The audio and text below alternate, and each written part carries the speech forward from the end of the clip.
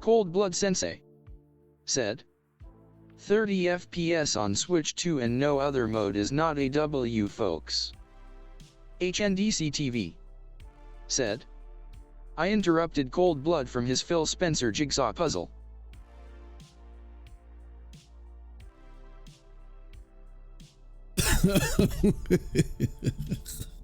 Oh, here we go. We're about to flip over right now, folks. Hold on. Oh shoot.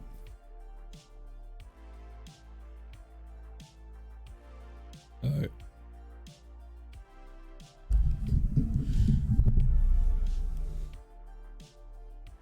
Let's do the damn thing. Let's do it. Let's do it. Let's see how is how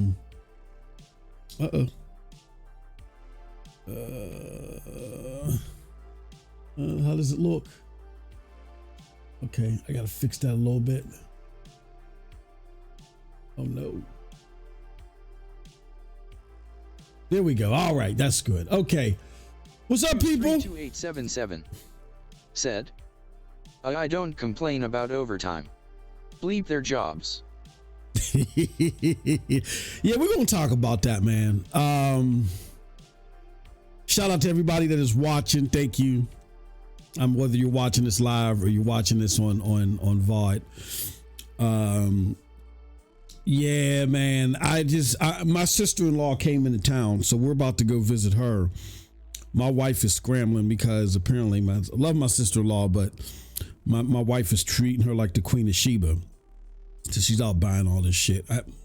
Whatever. Whatever makes her happy, as long as she's not on my nerves. So while she's out running around, I got like a good hour and a half before we head out of here and do whatever we're doing with them. There's been a lot of stuff on my mind, man. And I really wanted to do a show, but of course her coming into town really screwed things up. Maybe it's better I don't do a show, because all I'm going to be doing essentially is just talking shit on the internet. I've seen some things on Twitter particularly that Cold Blood Sensei said, Naughty Dog had enough time to release a game. No more crying about goddamn crunch. Get these games out already. The cooking time is over. The cooking time is over. Yeah. If you guys been following me on Twitter, as Cold Blood said, now I'm kind of like, I'm not as cold as Cold Blood about it, because I've actually suffered through crunch, and crunch is a bad mammy jammy, and it is counterproductive. It doesn't make any sense to make motherfuckers work 12-hour days, 11 days a week and shit like that. It's just counterproductive. But working hard cannot be a thing that we deter from altogether. There's a difference between crunch and working hard. Like, I work around the clock. I work hard. It's borderline crunch, but it's self-imposed crunch. Why? Because outside of my job, where I do a lot of time, at work, sometimes I might have to work anywhere between 8 or 9 hours. It's an extra hour or two a day here and there. You know what I'm saying? But then in addition to that, I got businesses that I run. And then in between that, I try to do this now. You know what I mean? That's self-imposed crunch.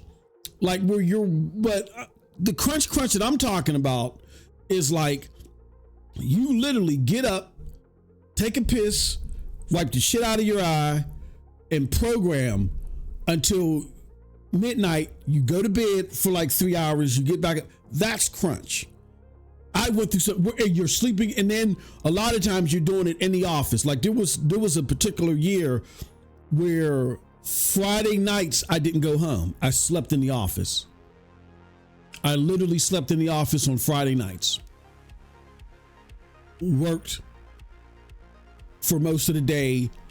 Went home till 5. Went home at 5. Slept from 5 in the afternoon on Saturday through Sunday. Juice 32877 said, I am a black man in America. My life is crunch. Life is crunch.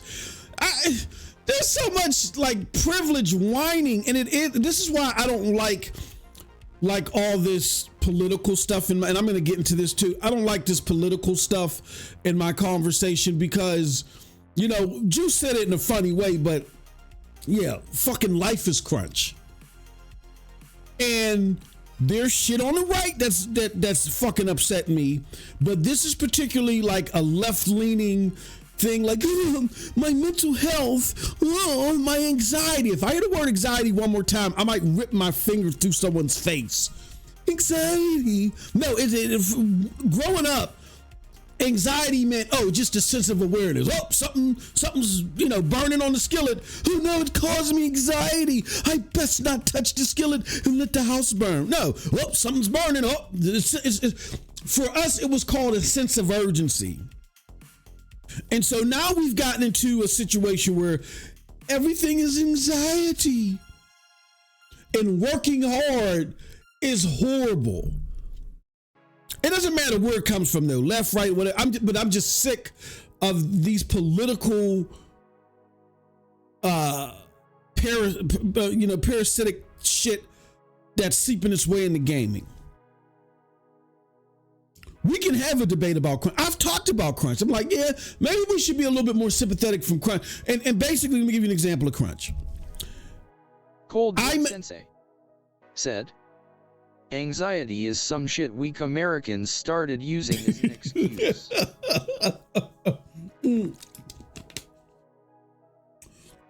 I remember when all this anxiety stuff started becoming a thing.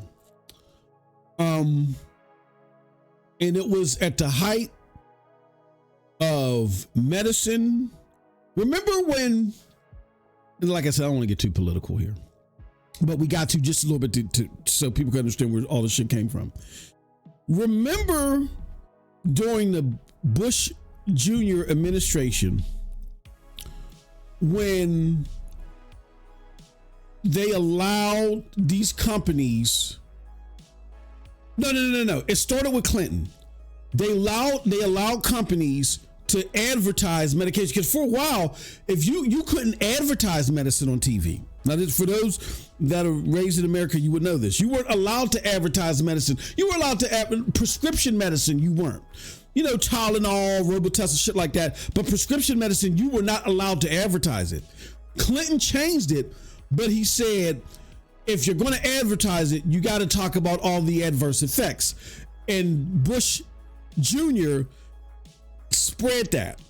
When that shit started happening, that's when all these doctors and shit like that said, oh, well, now that we can just herd these motherfuckers and just throw drugs down their throat via these commercials and over the counter this and, you know, this that used to be a prescription now is over the counter. Like, now that we can do that, let's fucking tell everybody, let's misdiagnose everybody so they can go pop a pill. You suffer from this, you suffer from that. So that was like a hybrid Clinton / Bush Jr. type thing, and doctors just jumped all over it. And then you had flaming liberals, because it went over different political spectrums. Clinton was doing it because he was just simply greedy. And his pockets were getting greased so he can get more prostitutes. Bush Jr. did it because he was an instrument of the right wing at the time, and then greedy conglomerate businesses, you know, and right wing go hand in hand, right? And then it became a flaming liberal thing, because now it's like, woe is me, oh, my feelings, oh, hold me, touch me, help me. You know what I'm saying, type thing. So it just spread all over the place. But that's where all this anxiety shit started from, because doctors started coming up with methodologies of being able to push you pills. I'm not bullshitting you. The sewer system basically is recycled piss and shit that's treated through chemicals and then repurposed back for drinking water. I mean, everybody should know that. If you don't know that, I'm sorry. Hope you weren't eating a Subway sandwich on the way. But yeah, that's basically what sewage is. Sewage is treated through plants, because there's too much people consuming water than there is available natural drinking water on the planet. So sewage is basically your water, treat it with chemicals and shit like that, and repurpose back to you. Okay. This is why our children and shit are fucked up. Why I don't even drink tap water anymore. Studies have shown that Americans in particular have been taking so much fucking medication that if you were to test the water, you're gonna see prescription pill remnants in there, like Viagra and Percocets and all this. All these prescription pills that Americans take, that we take so much of it that when it gets into the sewers and they try to treat the sewers back again for drinking water, they can't treat this shit out of it. It's in there forever. It's there forever. Let me know how my mic sounds. I think I fixed my audio issues too. So I just wanted to throw that out there. That's how much medication we take. And so that's where this anxiety bullcrap has come from. Anxiety.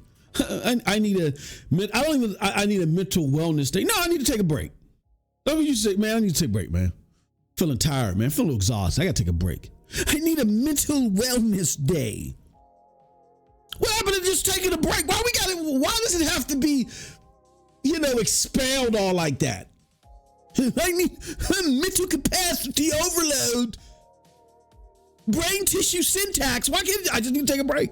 Let me take a break, man. I feel a little dizzy. Let me take a break. It's bullshit. Anywho, this is why I don't want to entertain any political side when it comes to gaming. This is my escape from all that bullshit. I remember back in the day, I was just talking to somebody. I remember back in the day when people would ask you, what was your political leaning? Motherfuckers used to get offended. Huh? Like there's that infamous David Chappelle joke from Killing Me Softly where he was talking about the guy that he worked with was willing to tell him how he was fucking his wife in the rear end. But when Dave asked him who is he voting for, he got offended. You know what I'm saying? And anyway, so stop asking me all these personal questions, Dave. So anyway, I was fucking my wife in the ass. If you never seen Killing Them Softly, you got to check it out. That's one of my favorite stand-ups of all time. Anyway, people used to be offended when you would ask them because people didn't want to be defined by their political leanings. I am a person. I like my name is Bob. I like swimming. My name is Khalif. I like biking. You weren't defined by your political leanings. Now everybody's so quick to raise who they voted for. It's like you're willing to sacrifice yourself for some oligarchy or something like that. It's crazy. So now they try to throw political leanings in everything. Gaming used to be an escape from that shit.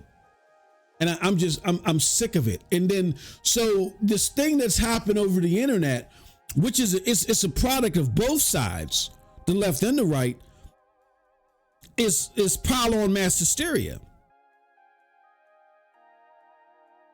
The left's version of it was cancel culture. The right's version of it is anti-woke. It's just this pile on of shit, over exaggerated. I want to condemn you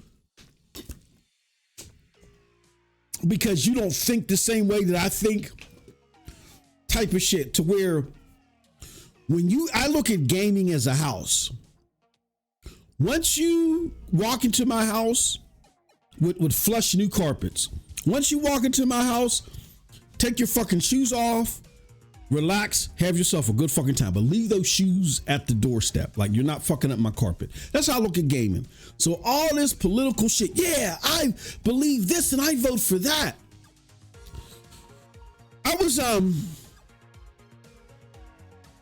earlier last year, I had contemplated going to Blue Sky, right? Because I was like, I was just sick of the propaganda I was getting on Twitter, and it was like I can't get shit. You know what I'm saying? Then they cooled it off. But now Twitter's become like a cesspool of idiocy. Like, as soon as somebody comes up with an idiotic idea, you just get attacked, right? Or you just get unadulterated with dumb shit. It's become a bullhorn for dummies. So in order to pull these articles, I went back to Blue Sky because I had to pull some shit from Matt Piscatella. And I said, fuck it, let me go through my thread. And I went through my thread on Blue Sky, and I had to remember a while back, because, you know, I was talking about this with other people, and they were like, well, Blue Sky is just as bad as X or Twitter, because it's just the liberal side of it. And I'm like, no, I'm not getting that. You know what I'm saying? Because I created a Discover page or whatever. It's a lot easier for you to just say, look, this is all I want on Blue Sky. But then I went to the Discover page, and then I did go to the Discover page on Blue Sky. And I know it's like, yeah, this is just the opposite side. But if I go to my filter page, I don't get none of that. I get everything that I want and what I want only. But I went to the Discover page over there. It's all game. It's like they calm down now over there. It's all gaming. So just some food for thought. If you guys want gaming news, just like straight up gaming news, all you have to do is simply just follow all like the gaming sites and follow the gaming people like Wario and all the other stuff. And if you got a creator or two that you like, if they're on Blue Sky, like a lot of I was just like scrolling through before we went live. A lot of the people that I follow, they're not on Blue Sky, so I couldn't follow them. But if you do that, you might get a nice gaming page over there without some of the idiocy that you see on X. It's like not even fun anymore to fuck with people, because the shit is getting dumber and dumber. Like, we're going to talk about too this whole gaming hardware thing. I think it's just dumb. The conversation is so stupid. But when you go over to Blue Sky and look at what Matt Piscatella got to say about it, it's exactly what I was saying.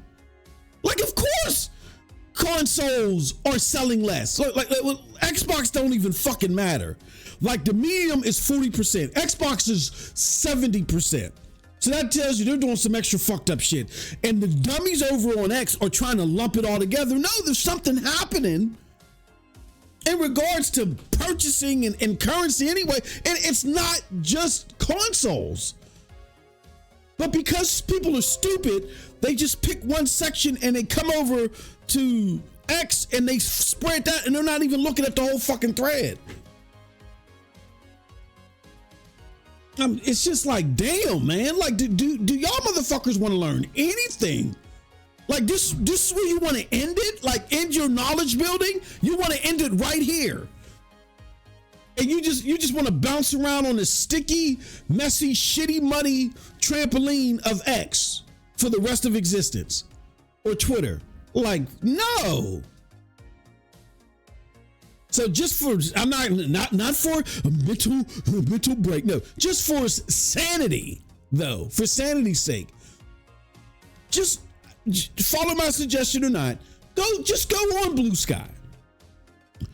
No political shit whatsoever. Just go look for fucking gaming news. Just scroll the thread and just, okay, you know what I'm saying? Find out, like, I'm finding shit on games that I never even fucking knew about. What was this? Now people might laugh at this. It's called, what was it? Final? I've never heard of this game. Let me give you guys an example. Here, let me pull it up right here.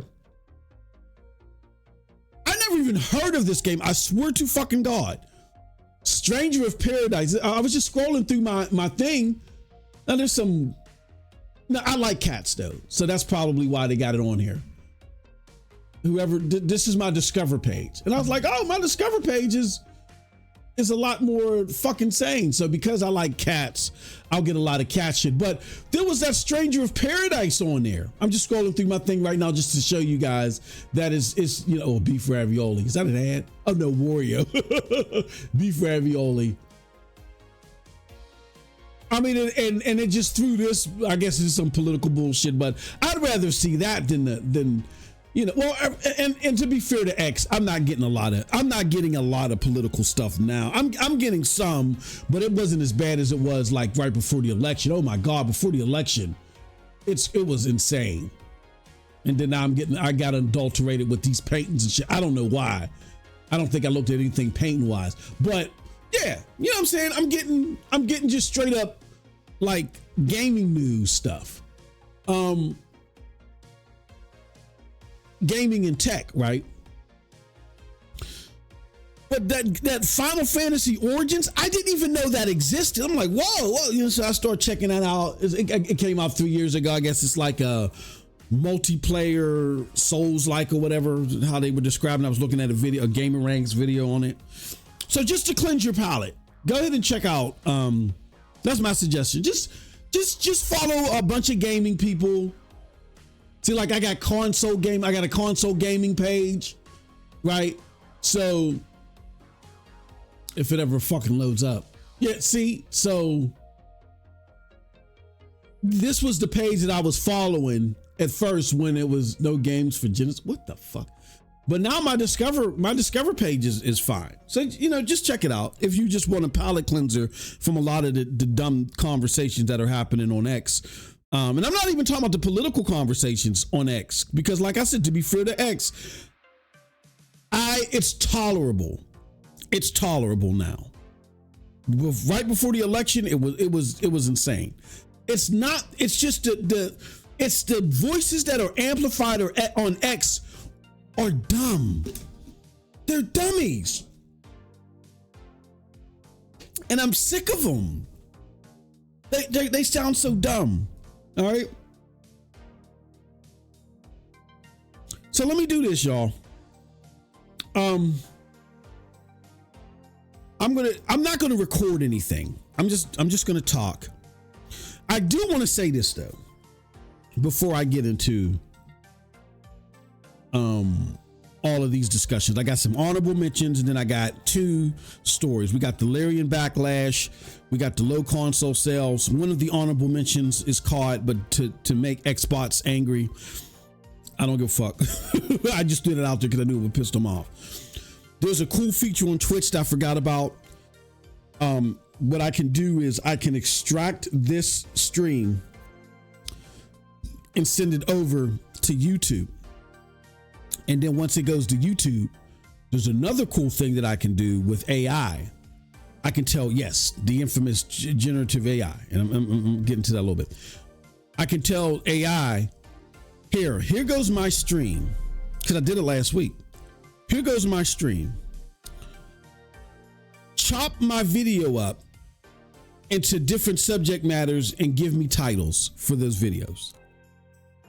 And I can fucking go to Gemini and do that, or embedded in YouTube, they have a tool that does it for you. Like I went to Gemini first and said, here goes my video, Gemini. Give me some ideas for some short, like 5-minute videos, 5 to 10 minute videos that I can make from this. And it started chopping them up. And I didn't release them because I didn't have time for thumbnails and hashtags, all of this stuff. The one video that I released last week was a direct result of that. The shady video, whatever.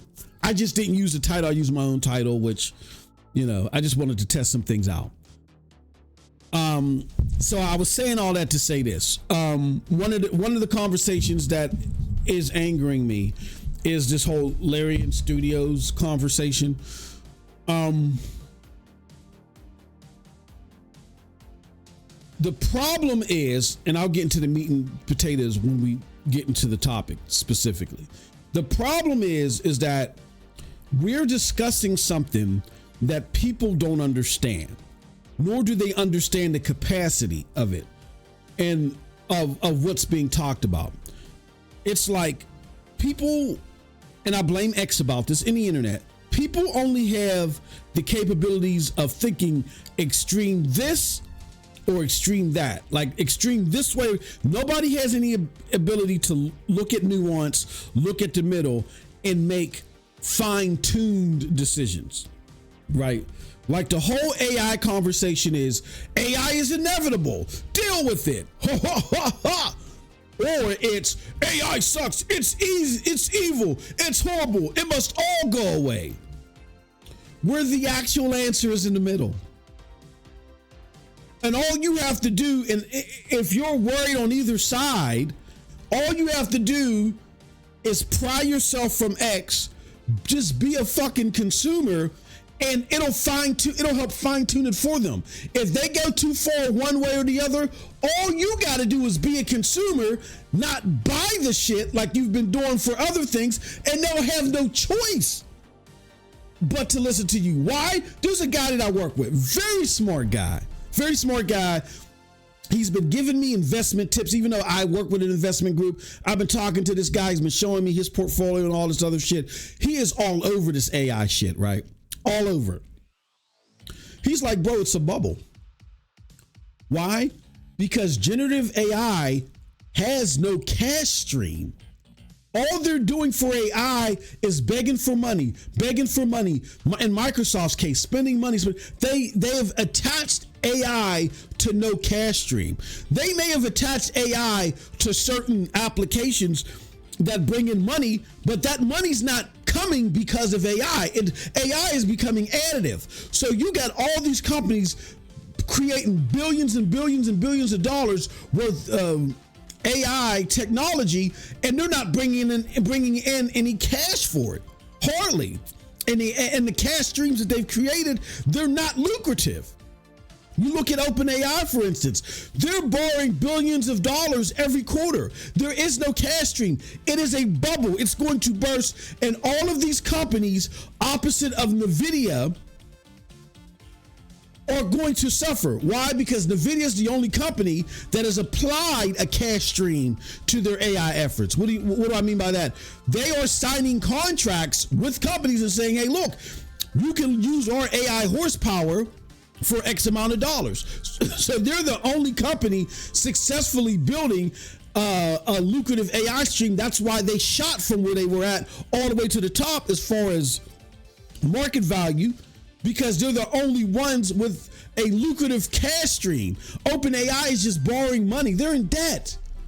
Now, when they open their PO, when they go hit the stock market, that might generate some cash, but that might be a bubble too. It might just depreciate because they're not making any money. They have no revenue stream. So shout out to, I'm gonna call him Big G. Shout out to my homie Big G, breaking everything down for me. I'm like, oh, okay, cool.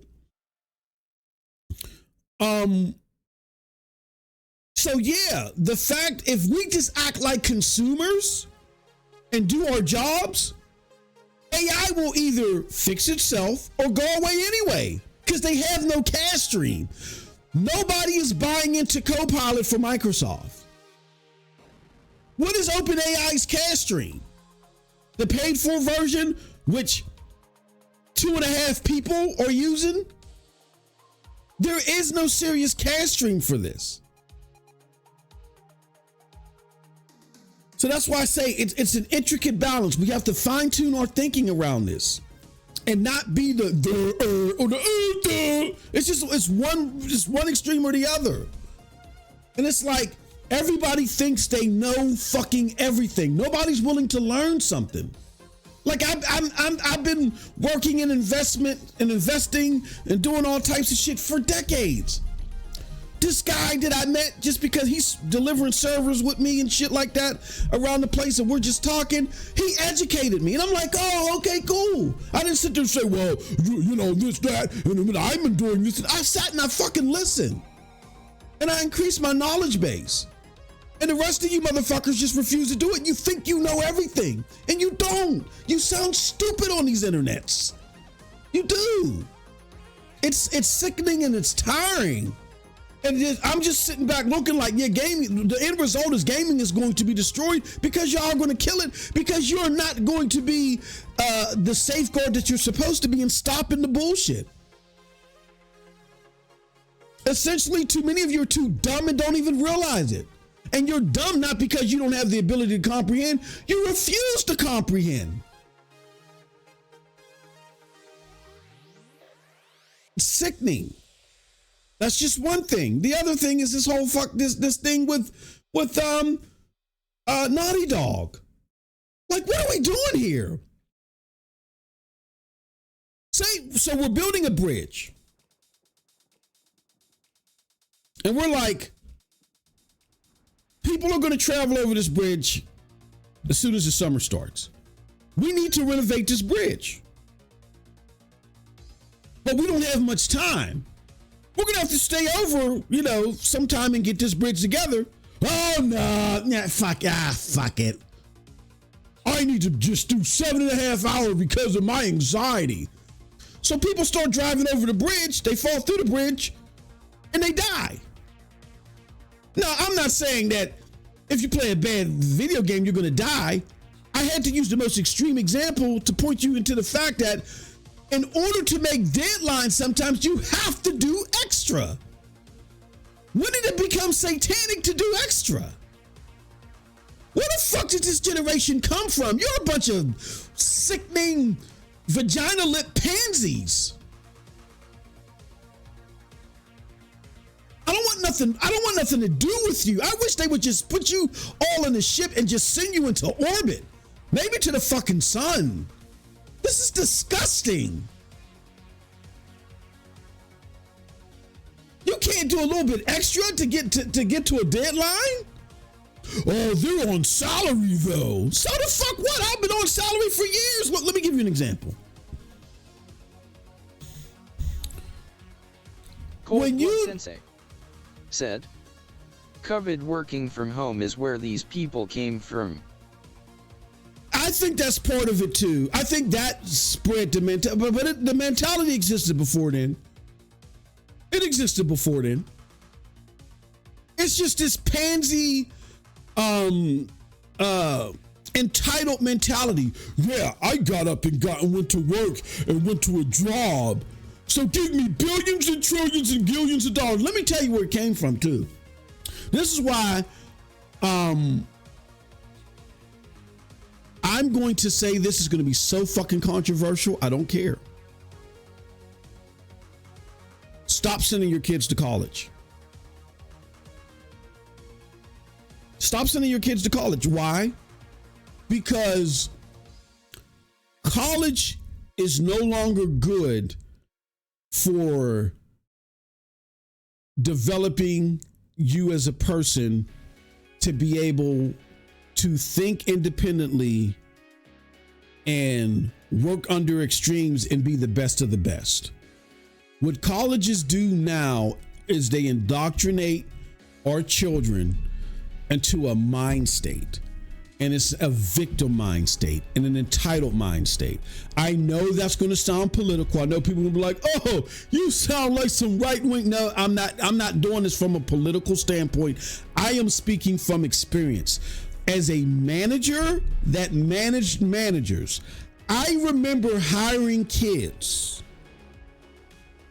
who would come into the office. I would hire them. And we would be sitting in meetings when they're supposed to just be shutting the fuck up and learning or asking questions about stuff that they just don't understand. And in the very first meeting, these kids were trying to tell me how we were supposed to do the work. For one. And they were wrong. Two, they were not overperformers. They just were okay. They were borderline workers. Not smart, articulate, that's about it. Not smart or not ingenious in the work that they did. And we would have annual meetings and they're like the corporate, for a while now, since these companies got greedy, the corporate average for a cost of living adjustment has been like a meager 5%. That's on average. And I think that's really what should be happening is your top tier people should, the way it used to work before the 9/11, your top tier people would get like 10%. Your bottom tier people would get around 5%. So 5% used to be the ceiling, the floor. 5% in most cases now is the ceiling or the average at best. So these people were coming in at that time. And I would have these kids talking to me like they should get 15% raises. And I'm like, well, why should you get a 15% raise? Well, I graduated from Michigan. I come from Duke. But you have a degree in journalism. This has nothing to fucking do with what you think you're bright. Go to the Gazette then, bitch. And right there. And trust me, if you go to a paper, you're not getting a 15% raise because papers are going the way to Dodeberg. Like, these are the conversations I would be having with these kids. And they thought they should be CEO after just showing up for a year and doing what they were supposed to do. Not even doing it well, just doing what they were supposed to do. Calling it off a little bit, but not too much. They think just because doing their job, they deserve 15% raises and they deserve the manager's position. And they were entitled to tell me what the fuck I was supposed to do. I started noticing this, I want to say early 2000s, like around the 2010s, because that's when I started getting a bunch of kids that, like to do what we did when I was hiring, you needed an accounting degree, you needed a degree in like trading, and you needed a business management degree. At the core, business management degree and either accounting or trading degree. You know what I'm saying? You wanted to specialize in that. That's for my one area. Another area, it was like you needed a degree like for IT and business management. But we started getting kids that, again, like I said, would get journalism degrees and couldn't get hired. They went and got a dumbass journalism degree and tried to come to Pittsburgh, Pennsylvania, of all places. Yeah, right. Good luck with that shit. So the best thing I could do is put them in the call center. Put them in my phone center. What the fuck you want me to do? You can't do reconcilements. I can't send you in front of clients. Yes, your vocabulary is very great. You're very articulate. But you have no business management. You can write about the sick turtle with barnacles all over it at the local zoo. Like, these were the type of, and they thought because they went to a major school and their parents paid a lot of money for them to go to the school, and it wasn't just 1, 2, 3, 4. It was like all of them. All of them were like that. And this is when cell phones first came out, where it was a big no-no to be on it. You could get fired on the spot. If they caught you on that cell phone and you were not on lunch, you would get fired. If they caught you on your cell phone, even if you were at lunch or at break, they didn't want your cell phone out on the floor. It just seemed so unprofessional. So this is when smartphones first came out, when iPhones and shit first came out. And they would be all on their smartphones, sitting at their desk and shit like that, working. And there was a big issue about it because where we worked at, it was highly sensitive information. So we were fearful motherfuckers could take pictures and send emails and shit like that. You know what I'm saying, right? Or whatever. And they didn't care. They would just do it. Because this is what I did in school. This isn't school. It started then. It's been like a 15-year-old decline with these kids. And it got worse with the pandemic. I do agree with that, Cold Blood. By the time the pandemic hit, I was out of management. I was special projects. I was working alone. So a lot of the craziness that people went through through the pandemic, I didn't experience. I just heard about it. I heard about it secondhand. But yeah, it's this whole thing about I can't work harder. It's insane to me. Like, even when we talk to our kids, like I had to drill that shit out of them. That's why I got to a point, and that's what motivated me to go to all my kids and say, you need a business.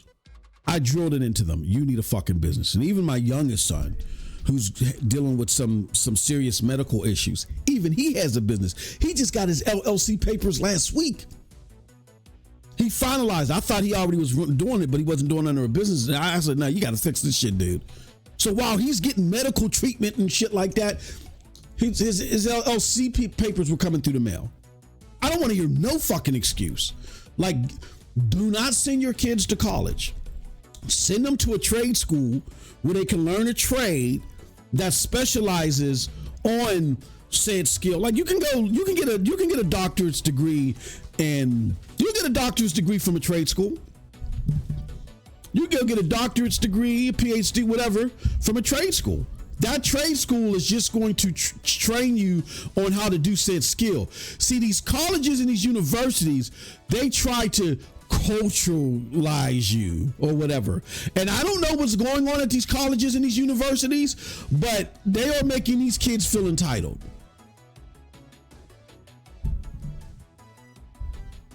They are making these kids feel entitled. So don't send your kid to a college. That's the best. I made my kids. I wanted. They all like have to go get degrees. Like my daughter, just got her degree, running a business, and she's a traveling nurse. She just came back from Kansas like a couple months ago. She's making buku money. Matter of fact, truth be told, I was telling y'all how I got the DualSense Edge. She bought it for me. Nah, I was worried about the controller at first, but now I like it. I got used to it. She went and took me and her mom out and just bought us a whole bunch of shit.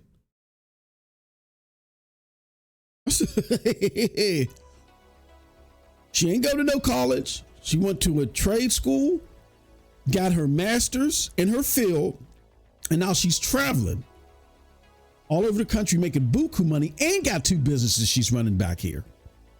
2.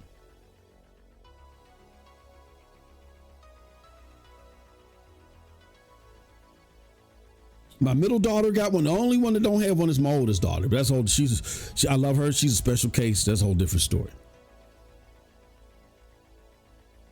My youngest daughter has one. It's not real big, but at least it's something that she can build on with her friends. And my oldest son kind of works with my youngest daughter on that one. They're real close in age. They're like a couple years apart, so they kind of work together. So that's his excuse for his business. But he's a manager. He's a manager at a hardware store. He just turned 25 this year, so shout out to my son. And then my youngest son, like I said, while he's dealing with all this getting medically treated and spinal taps and shit for a serious medical condition, this motherfucker had his LLC papers come through the mail. What motivated me to do that with my kids was just watching society burn. Society is fucking burning, man. It's disgusting out here. Do not send your kid. Do not waste those hundreds of thousands of dollars sending your kids to a college for them to be indoctrinated in some dumb shit. Some entitled dumb shit. Send them to a trade school and force them to run a business, even if it's something small. Get them behind an accounting book, drawing up articles of organization, all that shit, so they can be bosses.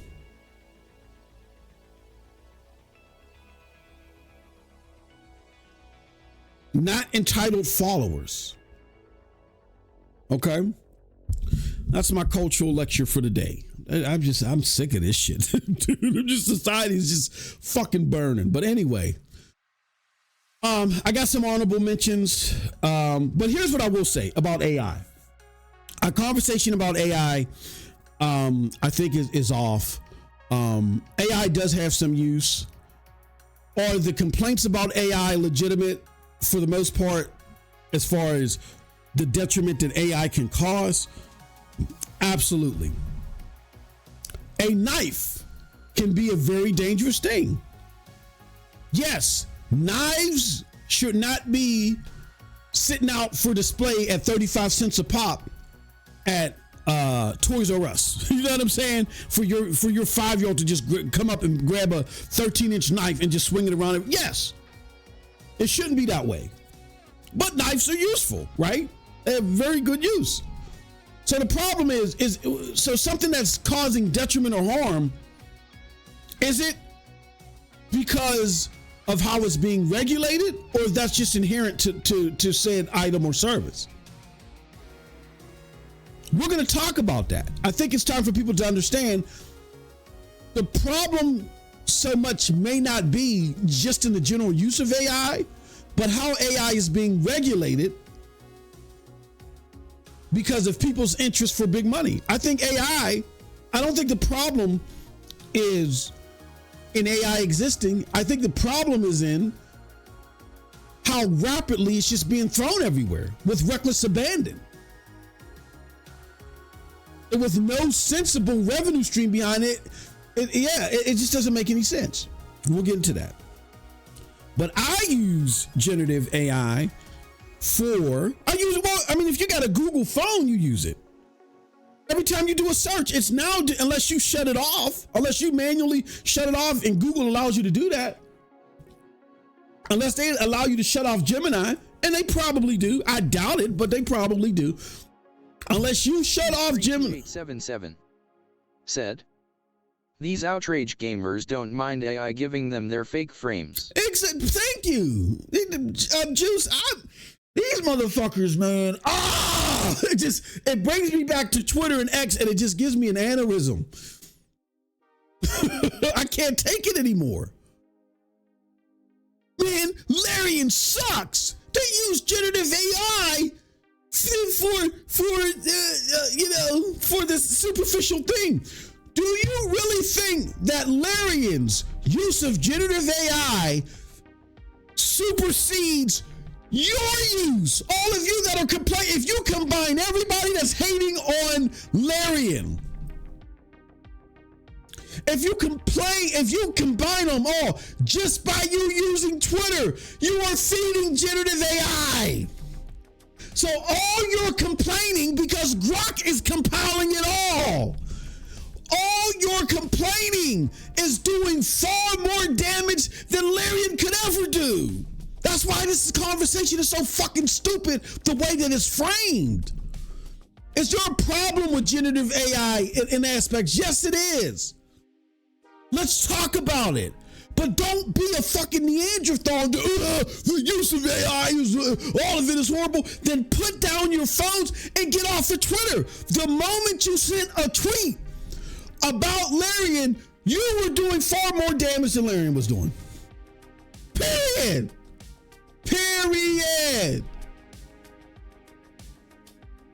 Let me give you an example. Let's look it up.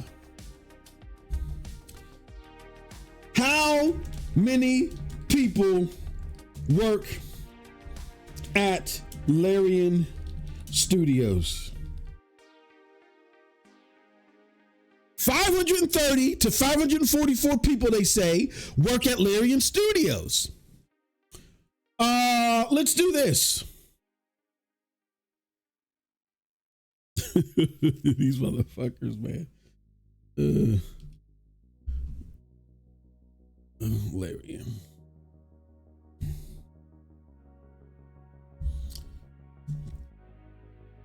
Let's do this.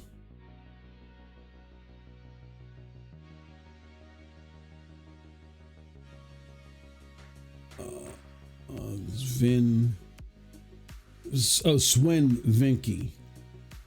Okay, Swen, let's do this. Swen Vinky. Here we go. Okay. Let's pull him up. Let's do this. There's 544 people that work at Larian. So here we go, right here. Let's look at the tweet that's kind of started it all as far as coming from them directly. When he said, holy fuck, guys, we're not pushing hard at replacing concept artists with AI, right? He started breaking it down. 13.7 million views, which views alone or impressions also feed the generative AI. But far worse are the 5.6 thousand posts. Let's go look at this genius. Let's go look at Asmongold. AI informing development of games and media is the future. No amount of downvotes, likes, or social media. The only reason why AI is seen negatively online is that artists and media have manufactured false consensus that is bad to protect. Let me read that last part again, see if I understand it right. The only reason AI is seen negatively online is that artists and media have manufactured false consensus that is bad to protect their jobs. Okay, I gotta say this. I gotta give credit where credit is due. When I saw Asmongold there, because that motherfucker loves to grift on some bullshit, I gotta give him credit for that one. I don't totally agree with this, but it's not the side that I thought he was going to come on. I got to give him credit for a lot of the bullshit he may grift on or whatever. I got to give him credit for that one. It's not stoking the flames. You know what I'm saying? But look at all these people that are like, oh no, this is killing the trees. And it's horrible for those people that want to talk about resources. Because there's different arguments when it comes to this shit. For those of you that are complaining that it's killing the trees, y'all need to shut the fuck up. Because you killed trees in responding to this. I'm going to tell you why people are getting on Larian, but we're going to get on that topic. But I do want to say this. Generative AI, when used properly, can do some cool things. It can do some helpful things. Like I told you guys, I told it, take my video, chop it up into some useful videos, give me timestamps, and it did that. Awesome shit. I'm going to do that again this time around. So I'm going to take this video, feed it into YouTube. Once it gets into YouTube, I'm going to tell the AI in the editor to do that. So I'm not going to be recording again. All right. So none of that awkward silence and recording. Let me know how I sound in the chat and all other shit. But it sounds like people are pushing back. It looks like a lot of people are pushing back on the hate Larian was getting, and that's cool. But I got to give credit where credit is due. I did not think Asmongold was going to have that answer. He has an answer, I think, in the right direction. Shout out to him for that. All right, so let's do this. Let's go to these honorable mentions first. If I can get to these honorable mentions. I just had to get that off my chest. I had to get that off my chest. I'm sorry. I'm just exhausted, y'all. You know what I'm saying? Like, I guess after 8 years. Well, no, it's not after. It has nothing to do with the time frame that I've been on here. Because even though there was some dumb shit happening here and there, I always felt like that I learned more from the experience than I did that it made me want to throw up in my mouth. I think we've just gotten to a point on this app or on the internet in general. We've gotten to the point because blue sky ain't the perfect solution. It's not the perfect solution. It's just what I'm saying is like a palate cleanser. Like every now and again, if you want to get past the muck and just see some gaming shit, some straight up gaming shit with all the bullshit, go check out blue sky. Check out the discover pages after you make your algorithm go strictly to gaming. But we just gotten to a point that all the nasty critter shit that happens in the rest of the world has finally seeped into gaming. And I'm going to try, I don't know how successful I'm going to be. I'm going to try my darndest in 2026 to shoot that shit down. I am tired of seeing all this just stupid mindset, the stupid mind state, the stupid approach to comes to things, the pile on nature that I want to just be like so and so, and I just want to join the angry mob, the flash mob of anger over something that people don't educate themselves on. I'm just tired of it. All right, but let's do this. Let's go to the honorable mentions first. And so in order to do that, let's go here. So a lot of people, and I'm saying this for the generative AI. Generative AI, when you hear this after I request for you to make me video snippets, for the honorable mention section, start 3 seconds after now. All right, now let's get. The motherfucker's gonna get mad. Ooh, what did he say? What did he say? For the honorable mention section, we got we got a multitude of things that we want to cover. First, let's start with Call of Duty. So people, you had fanboys that were, and let me know how my audio is too, guys. We had people that heard the Call of Duty news about it not performing better. Or not performing up to standard. And we had the ridiculous arguments of, look, guys, even though if it's not selling what it used to sell, it's selling more than most games out there. And again, it's that's what kicked it. I'm like, that's such a stupid argument. Hold on, who's this? Oh God, this is my mother. I gotta talk to her later. Love you, Mom. But it's such a stupid argument because even though it's true that Call of Duty sells, even when they're bad, they're more than others. Like, and even for instance, in the month of November, Call of Duty was the most downloaded game on PlayStation. That doesn't matter because how much Call of Duty costs to make and market. It needs those Black Ops 6 sales or higher. Remember, we were looking at Call of Duty's, what it cost to make it all the way up until 2020, and around 2020, I think it was. It cost up to $700 million just to make the game. I don't even think that included marketing. I don't believe it. I don't believe so. I could, if I'm wrong, then let me know in the comment section. But it cost $700 million to make. So even though, you know what I'm saying? Even though even though they're still making more money than the average games that are out there, it's not enough for Call of Duty. It makes it a flop. When you don't break even, when you don't make the margin that you're expected to make to justify the feelings of success with the people, it's a flop. The feelings of success from the publishers, the people in charge of said IP, it's a flop.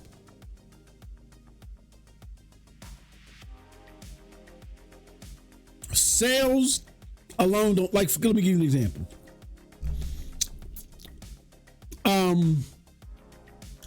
When Square Enix first came out with the reboot of Tomb Raider, Crystal Dynamics had said way back when that the game, because of the cost of development at that time, the game needed to clear 7 million in order for it to be considered successful. Or I think even out of the black. So that means that meant that it needed like 8 or something million or more to be considered successful. It needed 7 million. That's how much it cost. I guess because of licensing or whatever the fuck may be, the case may be. That doesn't mean that because Clear Obscure sold 5 or 6 million, that is a flop. Because Clear Obscure cost considerably less. So it's reported it cost 10 million. It costs considerably less. So it needed considerably less in order to be considered a success. So that's why the whole argument is stupid around, oh, well, it still sells more other games. They put so much money into that to stay on top at a certain level. Of course it's going to sell more. It needs to maintain that and grow from there.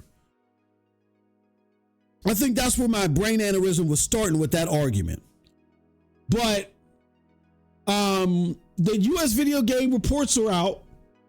And this came from Shinobi. This came from Matt Piscatella. And I want y'all to pay close attention to this because we're going to talk about something Matt Piscatella put out there later when we get to the individual topics. But year-on-year total spending decreased by 4%. I want you to pay attention to all this. This is very important. And this is because I'm on a mission to prove to you that if you rely on X on Twitter for more than just bullshitting around, if you're actually looking for serious discussions or serious takes, you're in the wrong place. Year-on-year total spend decreased by 4%. Hardware spend dropped 30%, making this the worst November since 1990, I think. Not the worst month ever. A lot of people would say this is the worst in gaming. No, it's the worst November, which is still important because it's the holiday season. Black Ops 7 was the number one selling game, followed by Battlefield 6 just for the month of November. But Battlefield 6 is the best selling game of 2025 so far. Why is that a problem, even though Battlefield 6 came out earlier? Because normally when Call of Duty lands, it takes out everything. I don't care if it's a bad Call of Duty or good Call of Duty. It normally takes out everything. The only difference might have been like Hogwarts Legacy, right? I think that was like the only exception, maybe.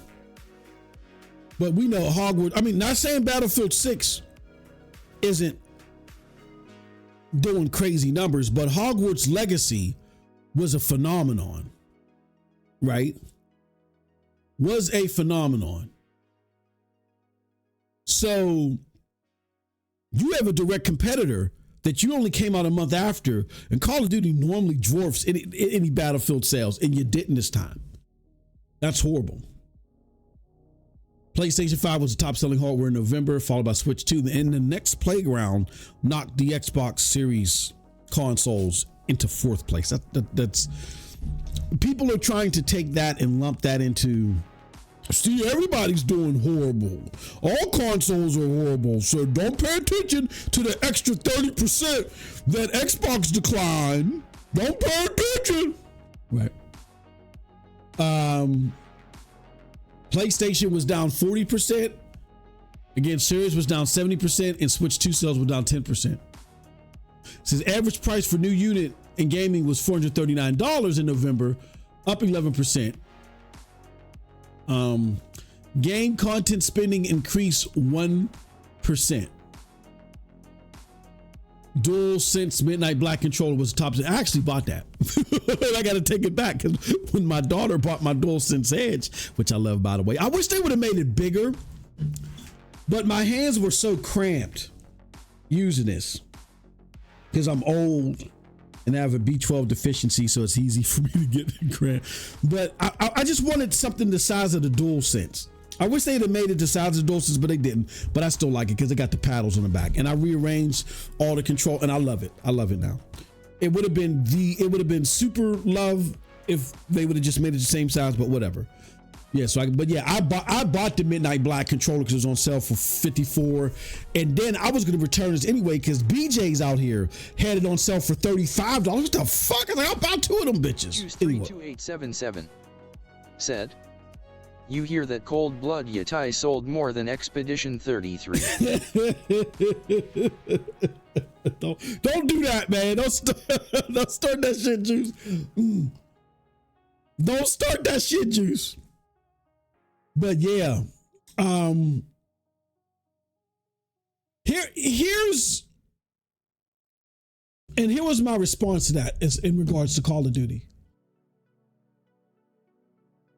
I said, there you have it. Game's biggest market, North America. Call of Duty has been dethroned so far. Best-selling game of its launch month, Battlefield 6 launched earlier. However, Battlefield 6 is the best-selling game of the year. Untypical for Call of Duty, especially versus a direct competitor. This is something, right? So there you have it, man. There's no ifs, ands, buts around it. They came out and they apologized. They said they're going to work on the game. Here's what I will say about Call of Duty. Call of Duty, for as shitty as it is elsewhere, I'm guessing that the zombies are cool or whatever. That's fine. They're taking out zombies next year, which is kind of weird to me. Maybe they feel like they need to do that so the developers don't lean so much on zombies. Here's what I will say. That extraction mode, it's decent. It's decent. They need to do more with it, but the extraction mode is decent. They're onto something there. If there was a bright spot, I would say it's that. They're going to bring back skill-based matchmaking, right? So all you griefers, yeah. Sorry, I feel sorry for your mama. All right, but there we have it. All right, next thing. This really will get Cold Blood excited. Dead Island 3 is aiming to release in 2028, says Dan Buster Studios. I don't give a fuck what y'all say. I love Dead Island 2. It's a quirky cornball type of action thing, but it's like guardrail and developed in a way to where it's cool for me. the loot gathering and trying to find out ways to deal with when you get zombie hoarded is cool to me. I like the journey and the search of the game. And just the fact of trying to figure out the right combination of weapons, melee weapons or whatever to do the most damage to zombies so you can go look for more shit. That's what it's all about to me. Dead Island 3 is coming out in 2028. What was the last one? Last one wasn't it 2023? So 5-year development. I think they can do it and still have a decent title. Being that Dead Island 2 was the best selling out of the Dead Island series. Yeah, let's see what you can do. All right. The next item is this is hilarious. This is hilarious.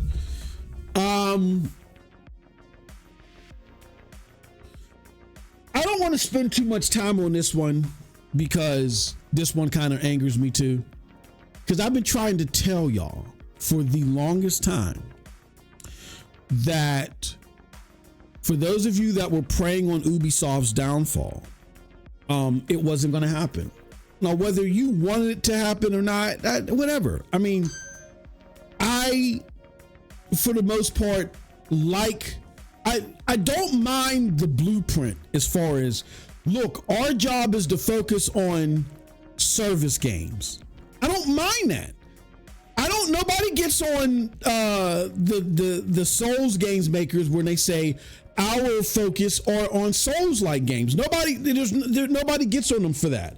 So if Ubisoft wants to make what's the called games, let them make them. My problem with Ubisoft is that the quality of those games need to get better.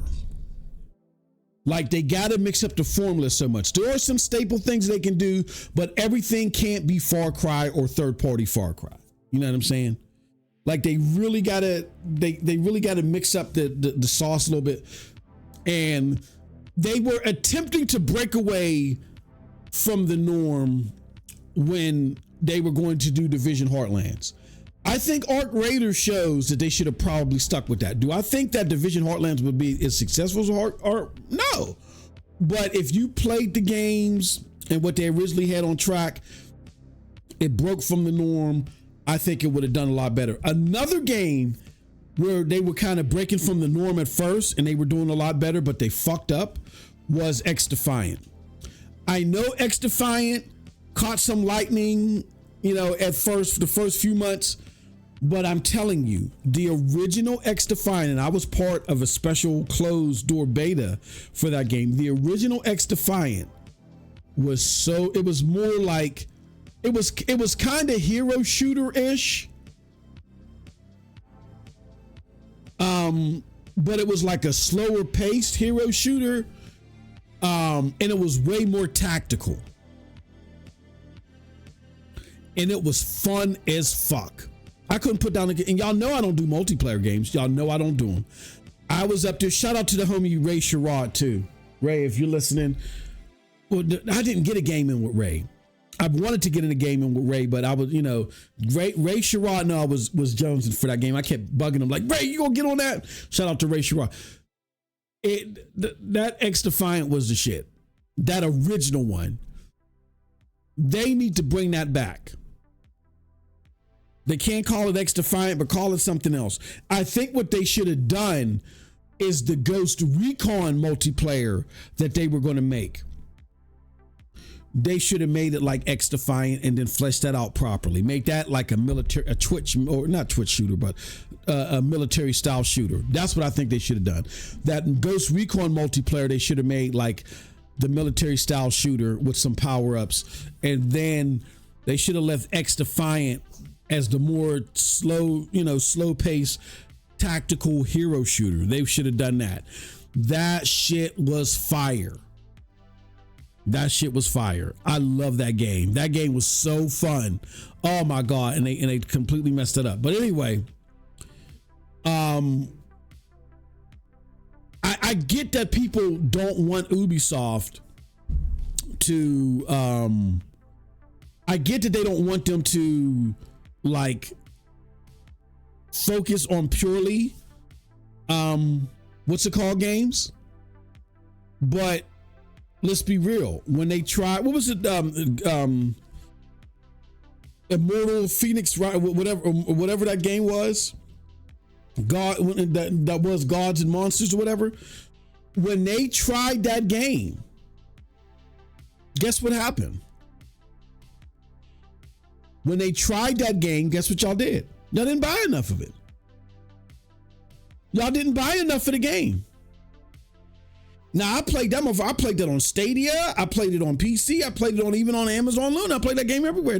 I had that game everywhere, and I played the hell out of it. Y'all didn't buy it. So when they get Immortals Phoenix Rising, I think it was, when they get out of the norm, y'all don't support it. Y'all don't support it. So whatever. But the point that I'm trying to make is, with all the shit that y'all were saying about the game, about Ubisoft going under, I tried to tell y'all, regardless if y'all made valid points or not, that's not what happened. That's not what's happening. Ubisoft is clearly playing you for fools.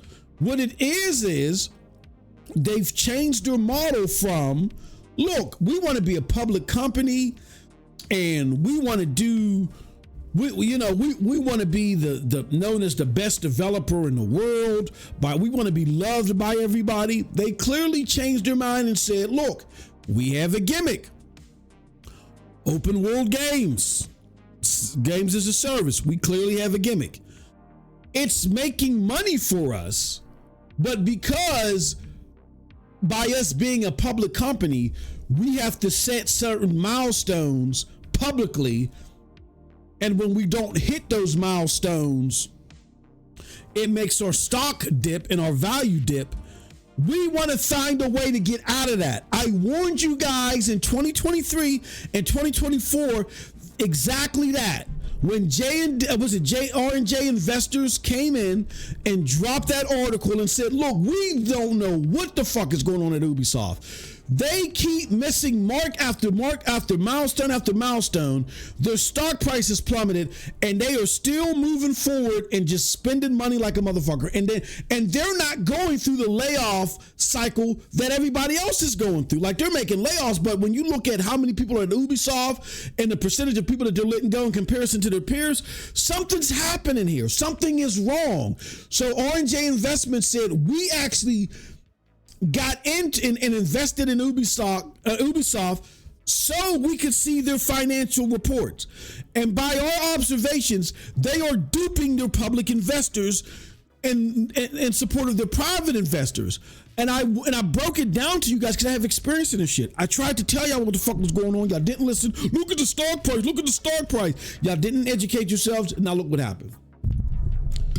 They did exactly what R&J Investors had suggested. What I just surmised, like, oh yeah, R&J Investments did. No, R&J Investments didn't suggest it. I did. R&J Investments said what they are doing is they're currently duping their public investors to appease their private investors. They're taking this money that they're getting from the public. They're setting up a financial scheme and putting shit in games that is going to satisfy their private investors, but it's going to, decline the value of the stock to their public investors. Because what people don't realize is Ubisoft, they may not sell a whole bunch of copies, the shit that they make public. They kill it in microtransactions. They kill it in microtransactions and other shit that is hard to, or I won't say it's hard, but they're not as transparent with the numbers on. So even though the stock keeps plummeting, they're making money. Because even though they're not selling, like say if they say we're going to sell 10 million copies of so-and-so, even though they're not selling 10 million copies of so-and-so, they may only sell 8 or 7, right? They're making up that extra 2 million in microtransactions that they're not reporting. They're not being as transparent on publicly.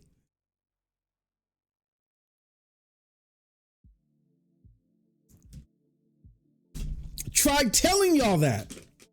You did not listen. Oh, they're going to die. They're going to die. So they pulled their reporting for like a week that they were supposed to do last month. Oh, yeah, here it is. They're going to get bought out. And they just did it because their numbers were off. Here, these motherfuckers, Ubisoft is acquiring Amazon Games Montreal's March of Giants. It's announced marking the return of Rainbow Six original director. So the motherfucker left. Oh, I'm free. He did a Mike you borrow. He left Microsoft only to be yanked back in.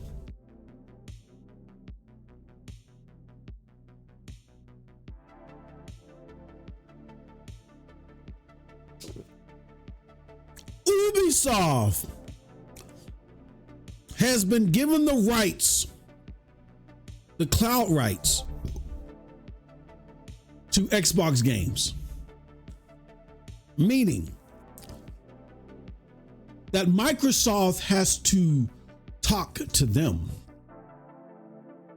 and get approval from them on how to license this stuff. Ubisoft is just sitting on cash now. They are sitting on money.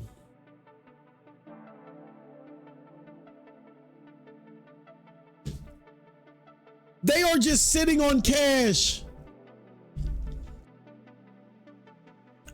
That's why they want to go private. How much money are they getting from this?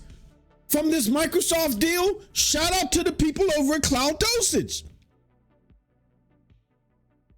They were digging in on this. I don't think they got an exact figure, but they found out that these motherfuckers, they are getting payments. If my memory serves right. They are getting payments.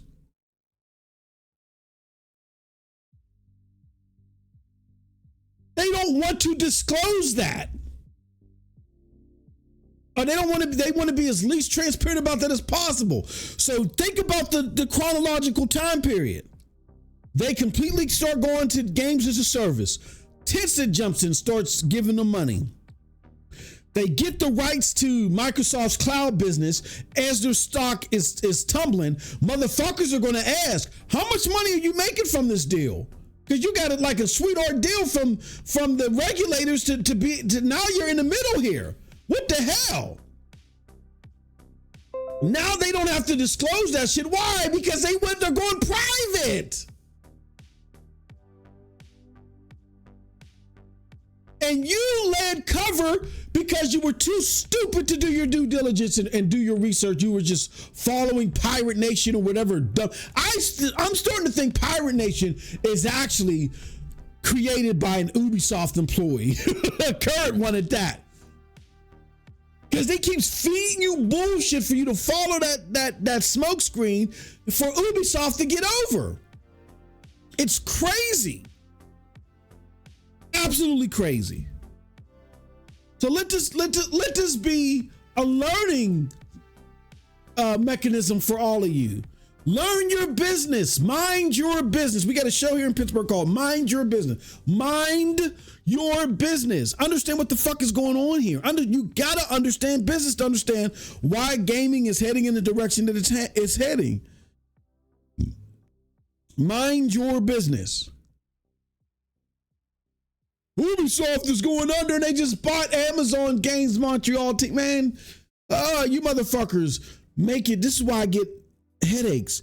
You just hand the keys to them and you tell them, steal my car, to these big companies when y'all out here making this ruckus about this dumb shit instead of focusing on the real shit. Ubisoft just pulled one of the biggest heists in gaming history and you allowed it. Because you weren't focused on the actual crude and erroneous behavior that they were committing. You made this possible. Orange Investments tried to spell it out for you, and you made this possible. It's just dumb. Just dumb. Anyway, last but not least, LG, I don't know what the hell is wrong with you, but you could suck a big fat one for this one. story reads, Microsoft Copilot AI comes to LG TVs and it cannot be removed. After Windows 11, Microsoft 365, and other products, Copilot is now being automatically installed on LG TVs. LG says Copilot on TVs allow users to efficiently find and organize complex information using contextual cues. Let me tell you something. And this is Microsoft begging to try to find a revenue stream, because we saw where AI has not been the answer for them. Here's what I got to say. LG used to make some of the best TVs out there, including TV. I have an LG C1 right now that I'm using as like a computer monitor. Beautiful TV. Beautiful TV. I've thought about getting other ones. I don't need one right now. This TV is so beautiful. I don't need one. But this shit got Copilot on there. I want nothing to fucking do with Copilot, bro. Now, this is where that generative AI, this is where it becomes a detriment. I don't want it force fed to me. I understand that a lot of people are going to be using it behind the scenes. If you want to do a deal with Microsoft where behind the scenes you're going to collect data using Copilot, fine. I'm just going to opt out of sending you data, because here's what's going to happen. By LG agreeing to this, when you look at your terms of service, you're going to have to agree to somewhere embedded in it, and between link after link after link, you're agreeing to Microsoft collecting your data. As soon as I heard this, I immediately canceled. Because I have insurance on my LG TV, I immediately canceled it. And I am not getting another. I was going to get the G5. I was going to try to convince my daughter with all the fucking money. I was going to convince my daughter to see if she wanted to get her dad a G5. And not anymore. Not anymore.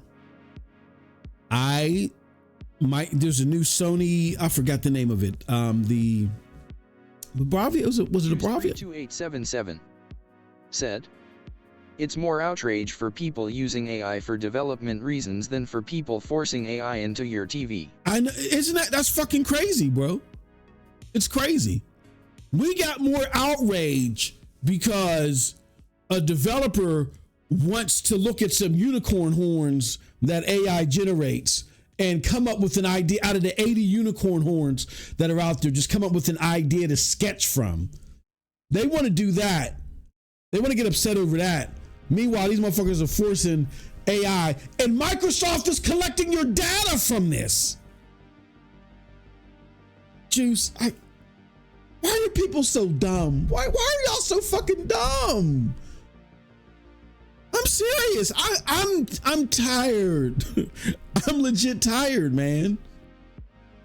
I'm legit fucking tired from the stupidity. Can I be real with y'all? Let me be real with y'all for a second. I work a lot. I do.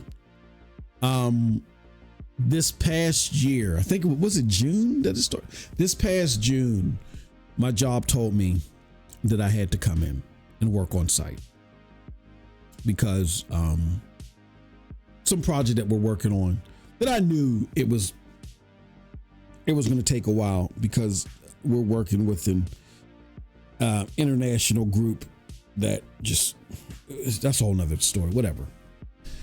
So I'm on site. I'm helping my friend with his business. Well, really, it's our business now, but that's a whole nother story too. And then I have my own business that I run. It's gotten to the point to where the business that I was running with my daughter, she's like, Dad, you got too much shit going on. I'll find somebody else. I had to pull out of her business. Right. So I don't have a lot of time on my hands, but I love gaming and I love talking about gaming. Now, I did say to myself, now I got to start playing more games. I got too much of a backlog. I've never had a backlog like this. I got to start playing more games, right? So part of my time, why a lot of my conversation time has died down is because oh shit, Why is the screen black? I was on the wrong. A lot of the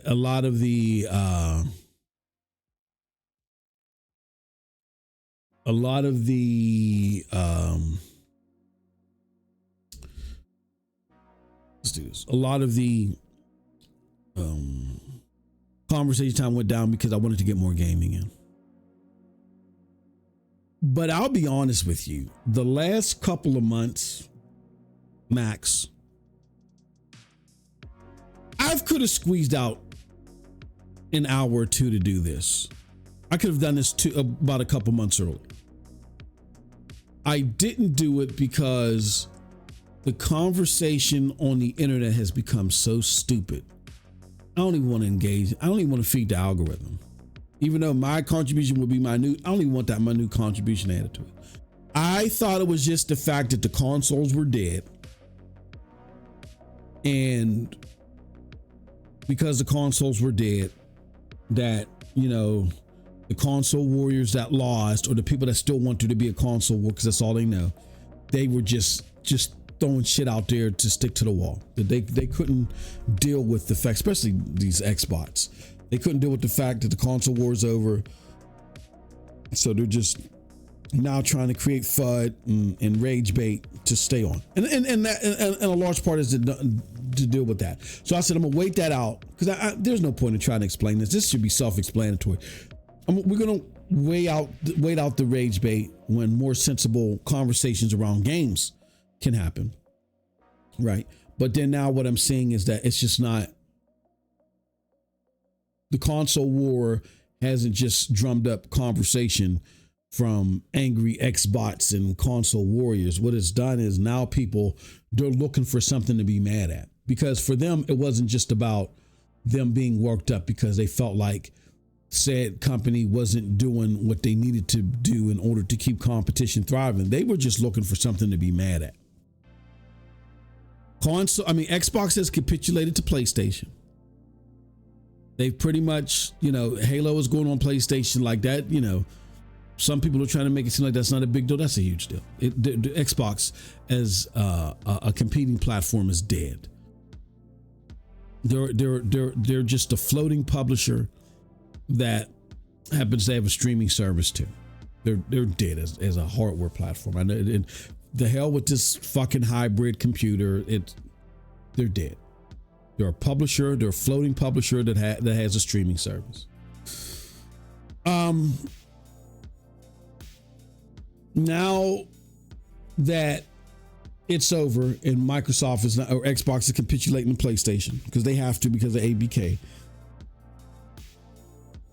It just doesn't have the same bell to sit there and say, well, Xbox did this better. Xbox did. It doesn't matter. It's all coming to PlayStation anyway. It doesn't matter.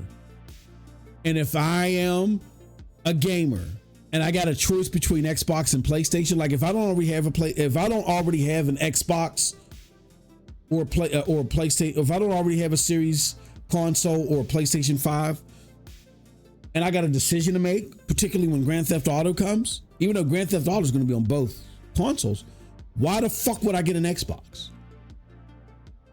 Why would I get an Xbox? Game Pass. Is everything in Game Pass tantalizing, exciting for the average gamer? Now, I get Game Pass was hot this year. Don't get me wrong. They had some bangers in there. They had Expedition 33 day one. They had Silk Song day one. They also had one of my personal favorites, fucking Atomfall. I think Atomfall was a fantastic game. And then they had what else did they have in there day one? They had the Oblivion remaster, which created a lot of buzz. The rest of everything else was like, but those were those four that the three in particular, Oblivion remaster, Expedition, and Silk Song, those were bangers.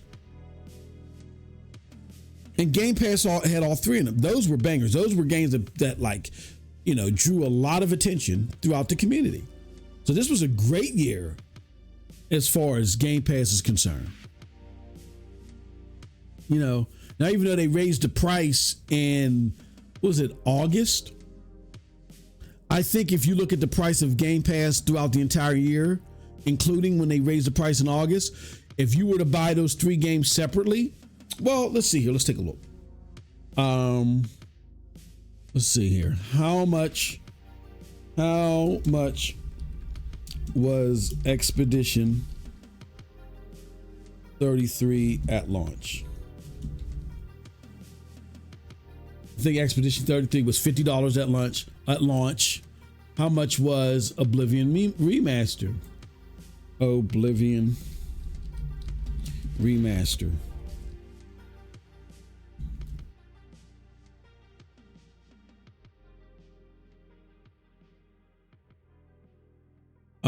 Okay, so that was 50, so that's 100. And how much was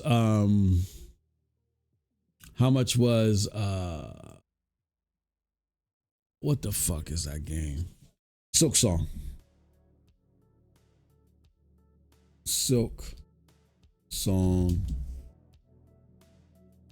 Oh, what the hell? Silk Song.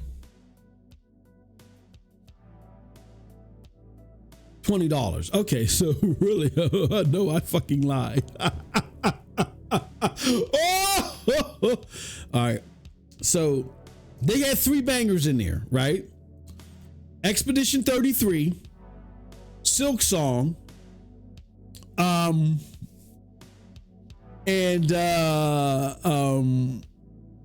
Oblivion Remaster. That's a total of $120. So by June,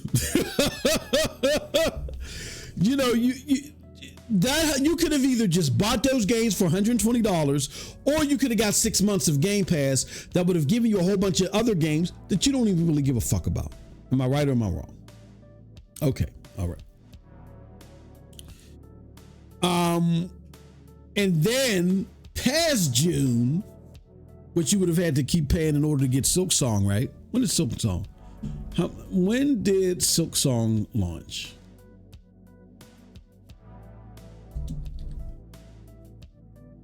September. Yeah, so you'd have had to pay all the way up until September. When did Game Pass go up in price this year? I think it was September or August. No, it's October. So 12 times 9 is so in order for you to get access to Clear, Oblivion, and Silk Song, you'd have had to pay $180. Where if you would have just bought those games outright, you would have paid $120. You understand what I'm saying? So how was that a value when the things that you value would have likely only been those 3 games?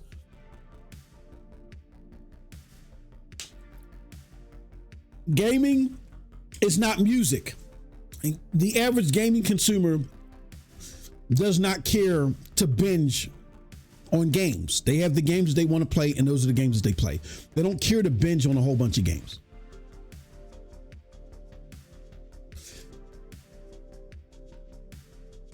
So you would have had to suffer through Silk. You would have had to pay an additional $60, another game, to keep Game Pass all the way up until September. Or you could have just spent $120, kept those licenses for life for the most part, and bought another game for $60. So do you see why telling people, oh, but see, Game Pass is fantastic. You see why telling people that Game Pass is great and fantastic and all of the shit, why that doesn't matter? Why that means nothing. Because people know how to do math. And when they do the math, they realize I'm better off just buying the game separately. Okay. All right. So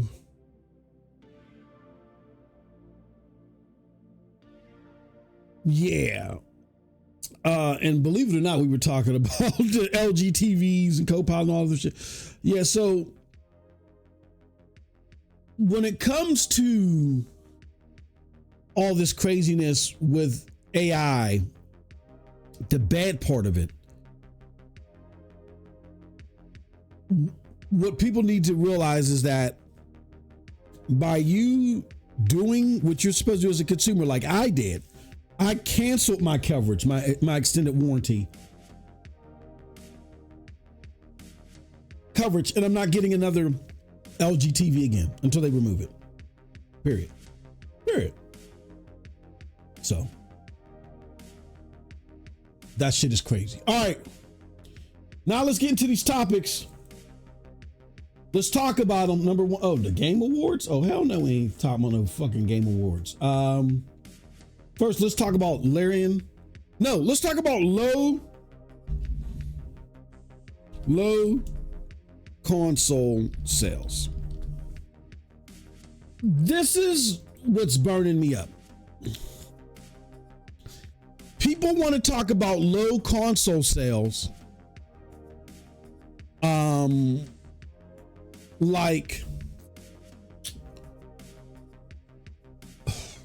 they don't understand what's happening. So let's get into the story.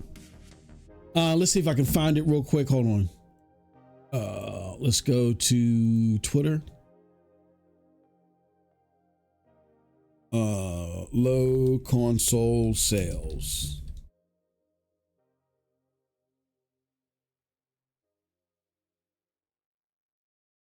All right. Okay, so here it goes. This is coming from some dude named Kenobi.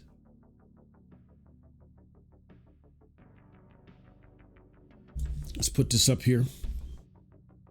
It says video games hardware sales last November were the lowest in the US since 1995. It was the lowest November since 1995. So hopefully we get that right. Xbox Series X was down 70%. PlayStation was down 40%. Switch 1 and 2 sales combined down by over 10% year over year from Switch 1 sales alone. Red flags, says the article. Now, this is courtesy of Matt Piscatella. Let me see. They don't have anything on. They don't have a printout of Matt Piscatella. Don't worry, we do. So Matt Piscatella talks about. Let's go to. This is Matt Piscatella on Blue Sky. Right?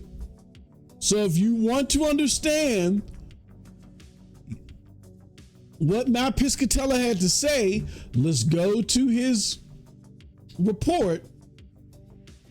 Oh, here it goes right here. November 2025 was the worst November in video game hardware sales history.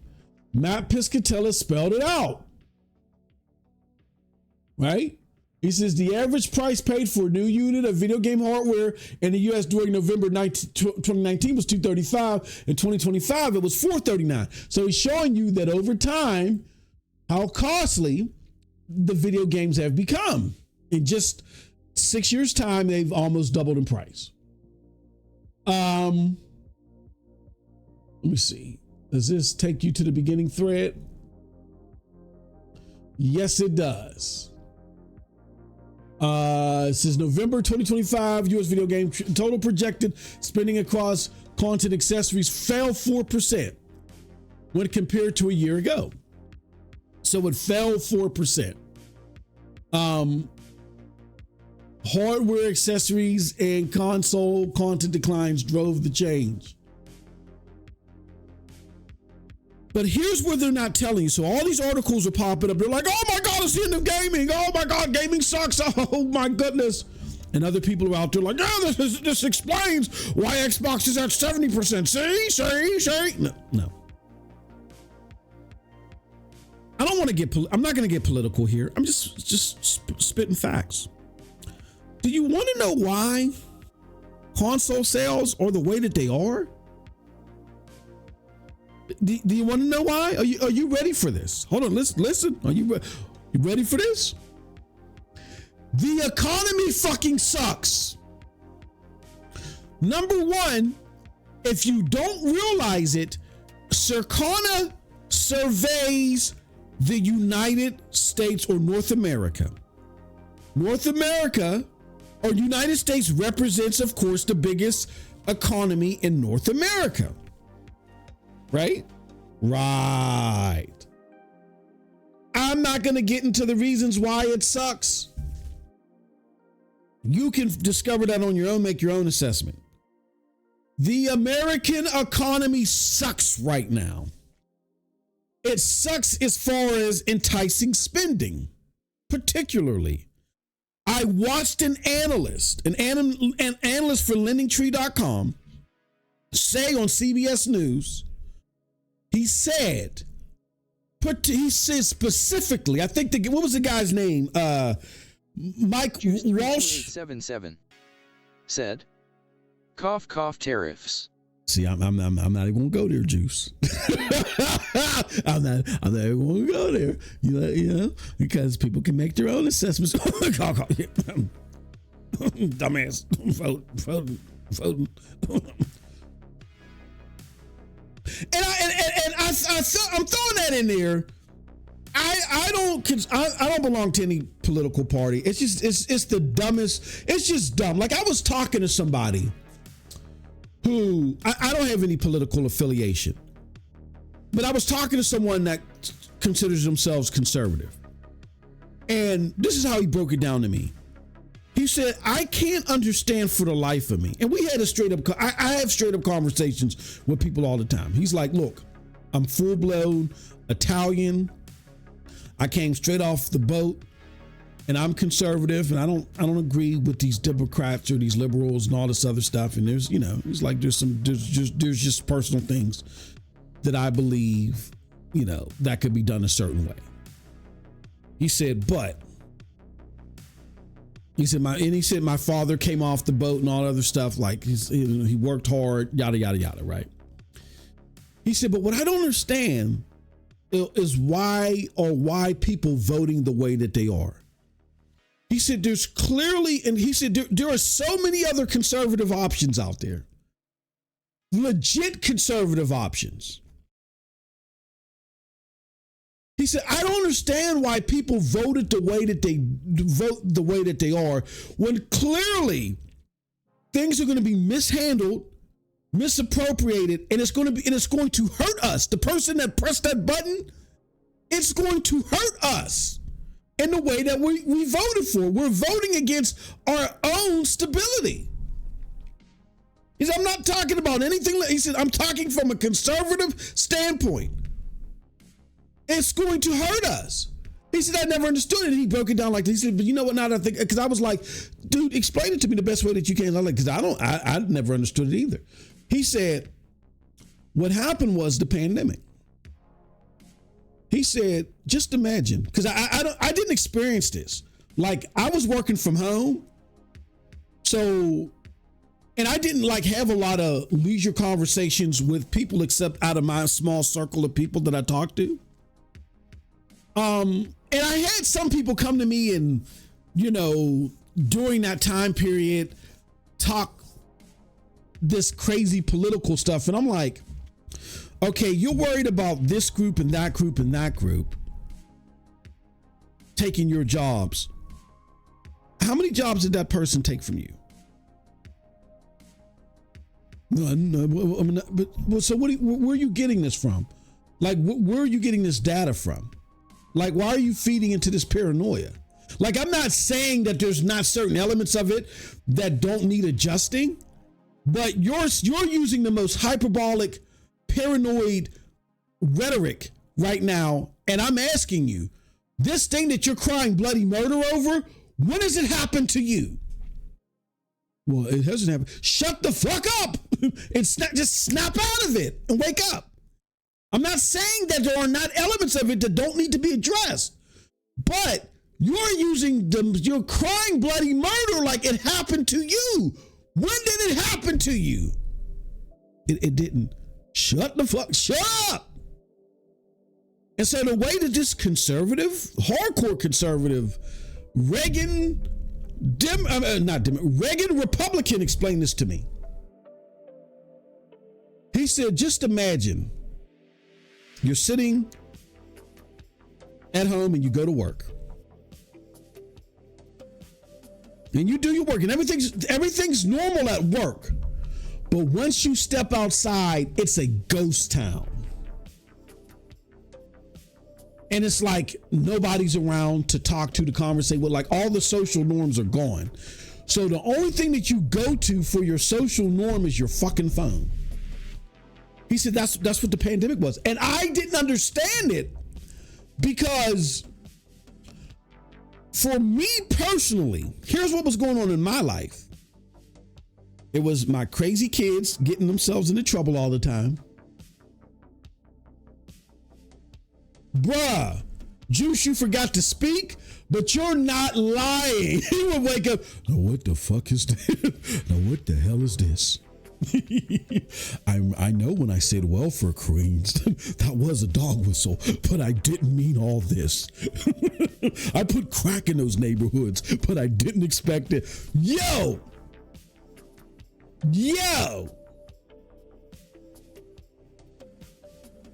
I didn't expect this. He would be rolling over in his grave. He'd rip his skull off and scream bloody murder.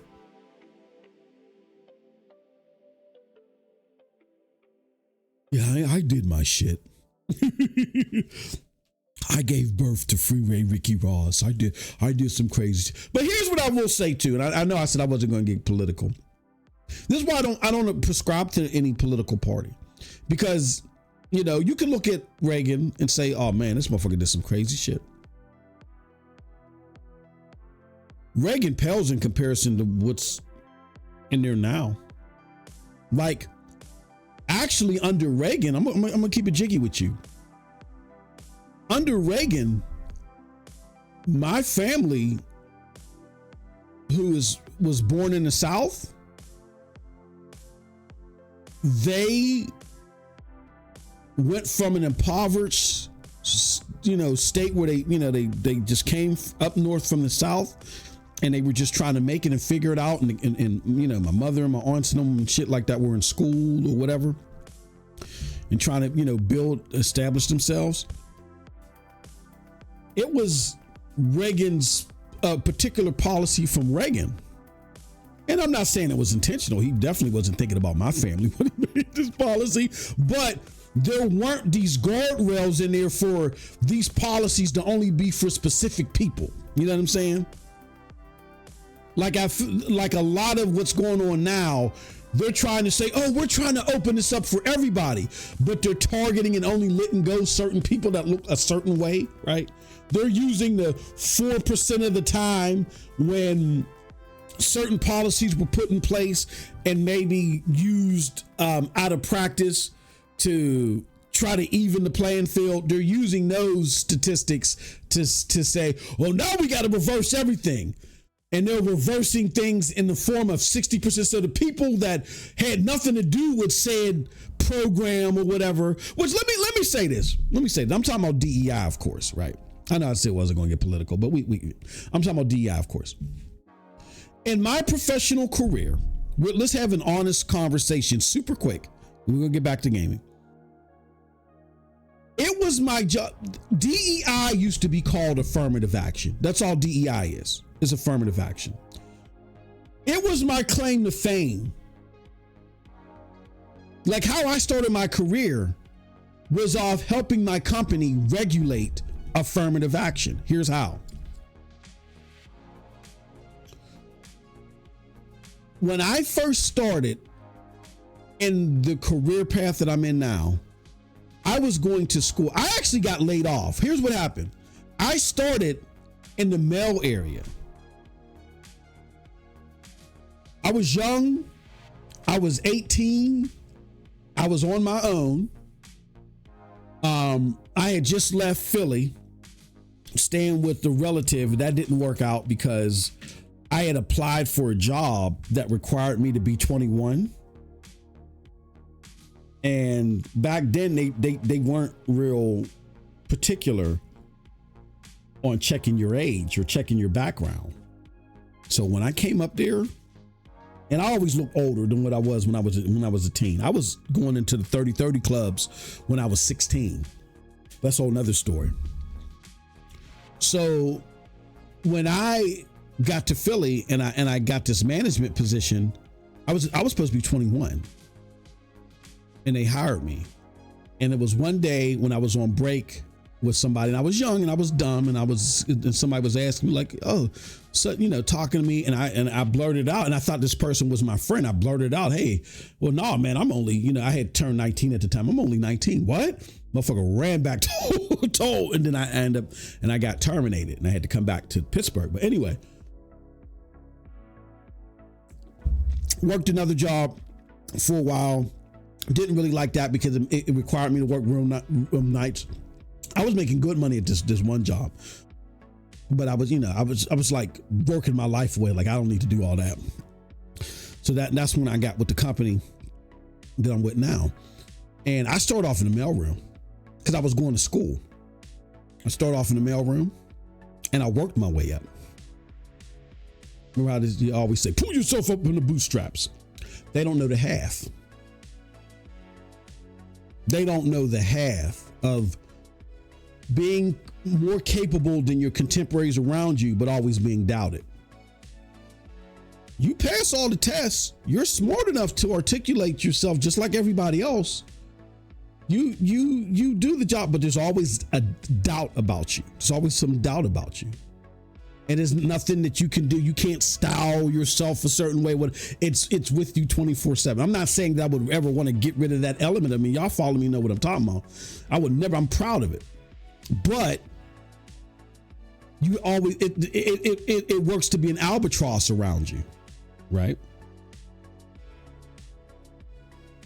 So when I remember, because they were laying off the department that I was working in the mailroom, and they said, and so they were asking questions to everybody because this new area that that I've been working for most of my career, they were like, it was a more white collar area, and they were like, trying to get a feel for us because they were just going to have us do data entry, right? So they got to me and they started asking me questions, and they were like, well, and so I asked, I said, well, if somebody's going to school, do you guys accommodate school hours? And they asked me, they're like, well, when are you going to school? I was like, I go to school. I said, class starts for me at 6 o'clock. They're like, oh, okay, your hours are from 8 to 5. I said, but we could make adjustments. We can make you 7 to 4 if you're doing data entry. They said, by the way, what are you going to school for? Oh, I'm going to school for business management and accounting. What? What? So they sat down and they talked to me and they were like, can you get us some transcripts? I said, sure, I can get you transcripts. So when I got them the transcripts and they saw that I was a straight 8, I was a 4.0 student. That's when like, nah, you buddy, you're not going to data entry. We're going to put you in the client facing area. And they didn't do it because they were like, oh, you're DEI and we want an affirmative. They were like, no, we need qualified accountants. And goddamn, you just fell into our lap.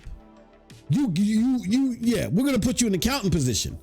And they put me in the accounting position and I was just killing it. I remember there was a phone, it was called the Dial Zero phone.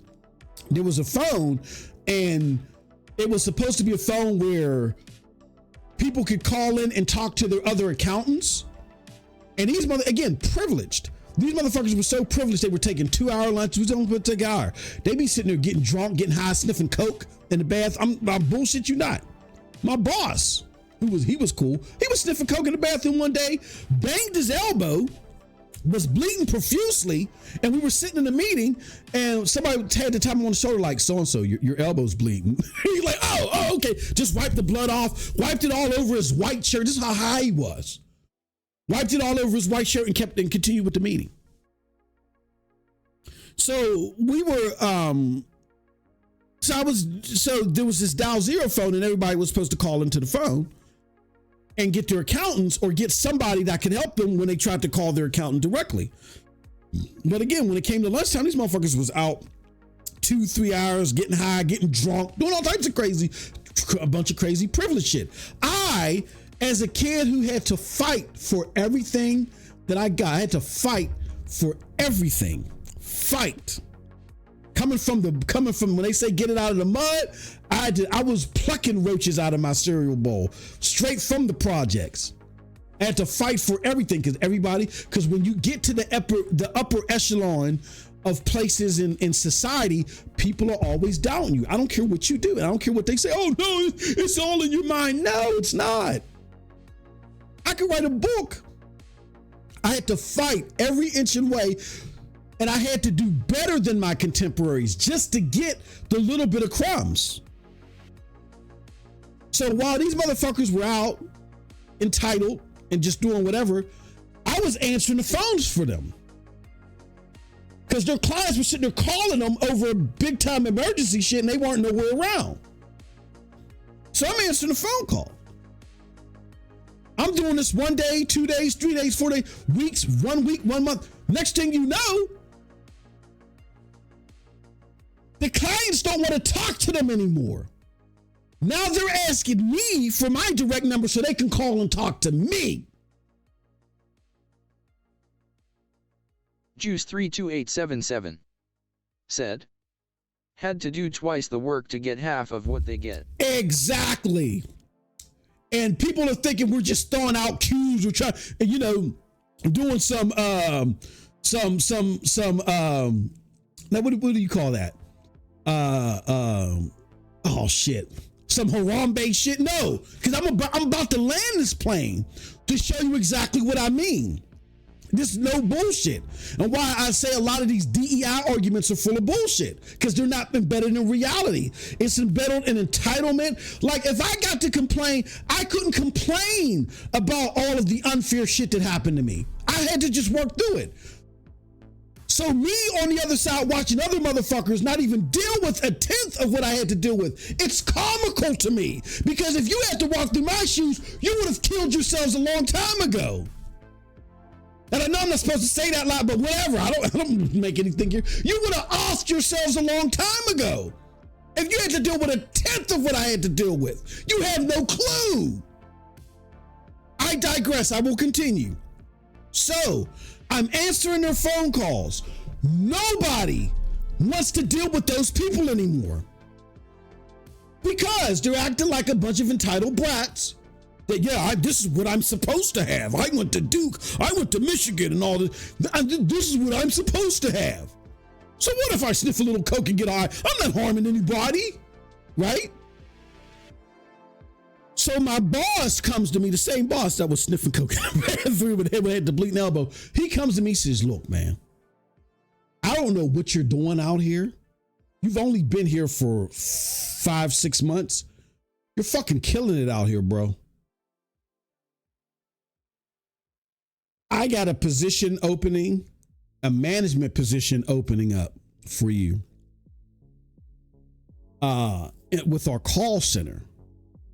He's like, I don't know what you're killing it on these phones. And I'm like, I'm more than killing on the phones. I'm doing these motherfuckers' work. I'm not just taking notes and saying, hey, Dan, your client called and said, no, I'm actually doing Dan's work while he's out getting high. Down there at the spaghetti warehouse for 3 hours eating lunch instead of doing his fucking work. So he's like, I don't know what you're doing. He said, but your customer service skills are great. Here, I got a call center manager position open up. I want you to be there. I want you to do it. And I ended up taking it. The flag that I got for taking that management position by the entitles, it was insane. How dare, how dare they? They never offered it to me. I've been here longer. It was, I am who I am. I am what I am. How dare they give it to? They went from being cool with me and being happy that I was doing their work to how dare you? Someone pulled a pin out of a grenade and tried to throw it at their children. Never been attacked like I couldn't fathom it. This is my first time at a white collar job doing all I'm doing is what I'm supposed to be doing and some, right? So I get the management position.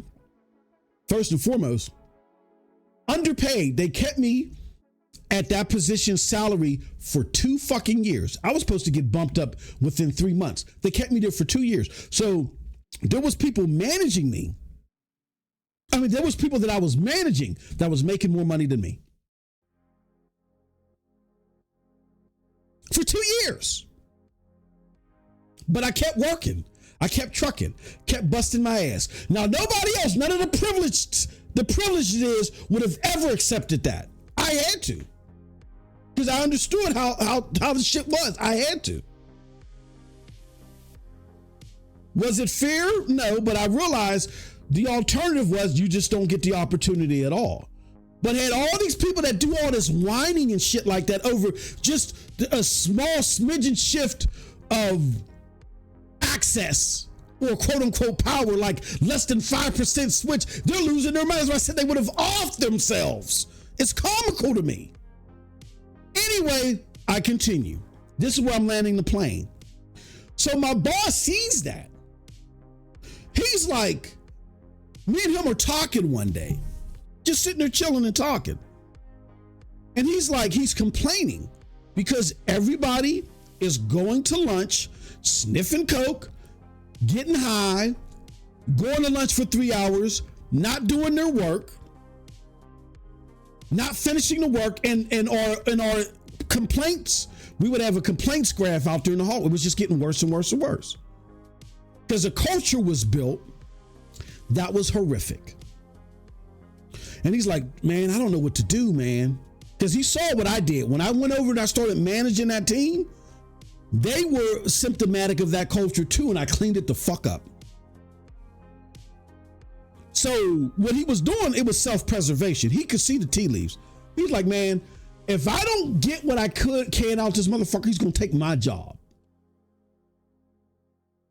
So me and him are just sitting there chilling, just shooting the shit. He's like, yeah, these motherfuckers are doing this and doing that and doing this. He's like, what's going on? He's like, man, I don't know what to do. I said, well, here's the problem. We'll call him Walter. I say, Walter, here's your problem. You have a bunch of entitled people that think that they don't appreciate the opportunity that was given to them. And I was straight up with him. I said, Walter, I haven't gotten a raise in 2 years. Oh no, we're working on it. I said, I'm not even worried about that. I'm just happy to have the opportunity. I said, my time will come. I said, but I'm not the only one out there like that. Huh? I said, I'm not the only one out there like that. Because of my background and where I come from and how hard I had to fight, there's just a bunch of us. We just want an opportunity.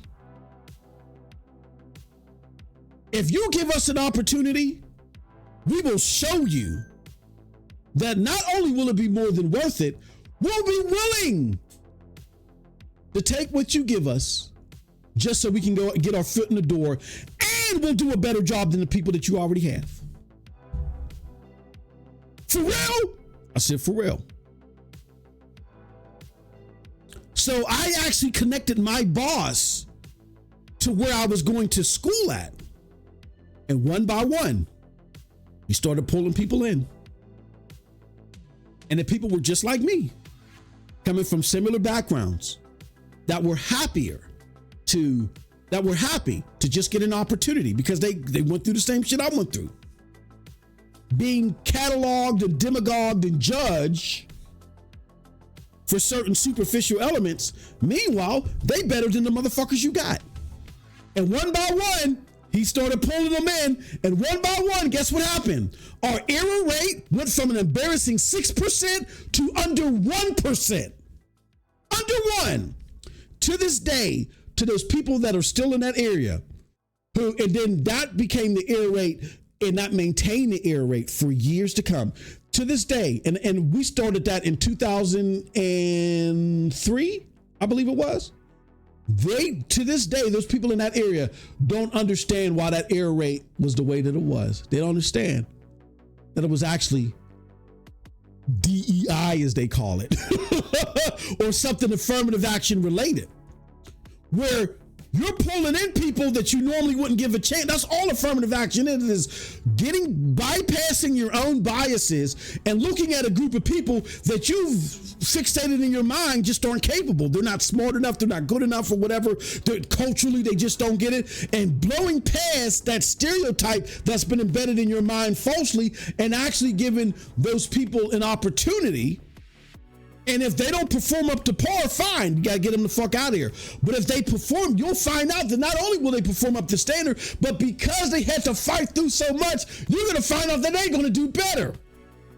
And it's just not people like me.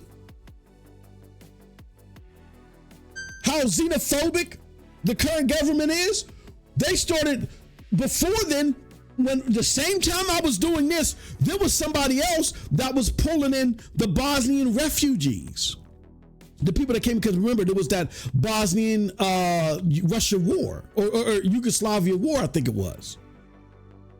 So there was a lot of Bosnian refugees that came in during the Clinton administration, and they were still looking for jobs. And these were highly educated people. They just didn't know English, and they don't play in school over there in Bosnia.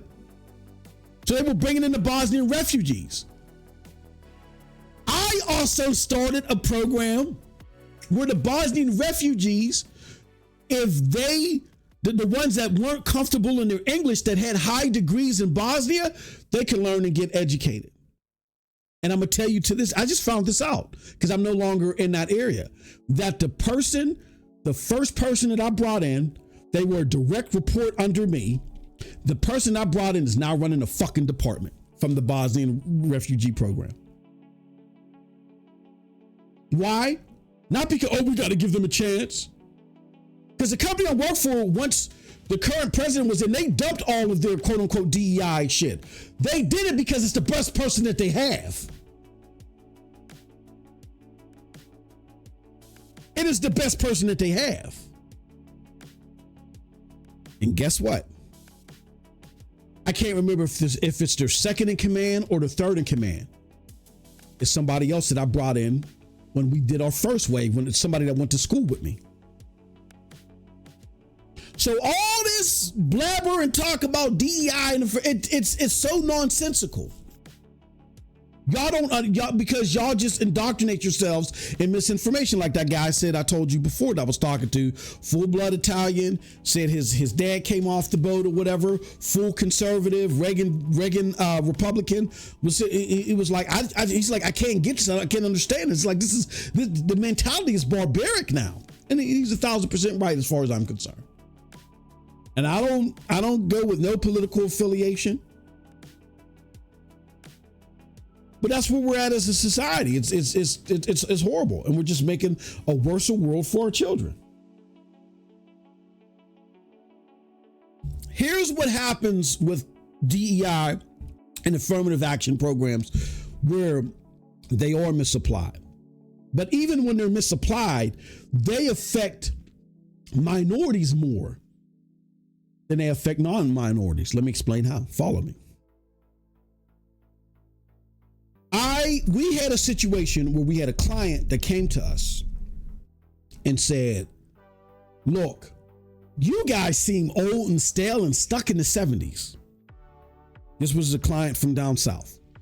It's like y'all aren't diverse. It's like y'all everybody looks the same. Just like y'all built in a facility. Y'all even got carpentry from the 70s. Like y'all are stuck in time. This is a new wave that infuses technology. Y'all talk, and they were like, we know that y'all old-minded and y'all aren't up to date of how things work and y'all can't connect to current people because y'all don't have up-to-date technology. Our technology is from the 80s. This is a conversation we had with a client, I think in 2009. Y'all need fresh new blood in here. People that can work with the current economy, that have fresh new ideas, and y'all ain't it. And I remember my boss's boss had came to me because she knew what I had did for my boss. Juice 32877 said, the current Republican administration makes George W. look like Abraham Lincoln. It's stupid.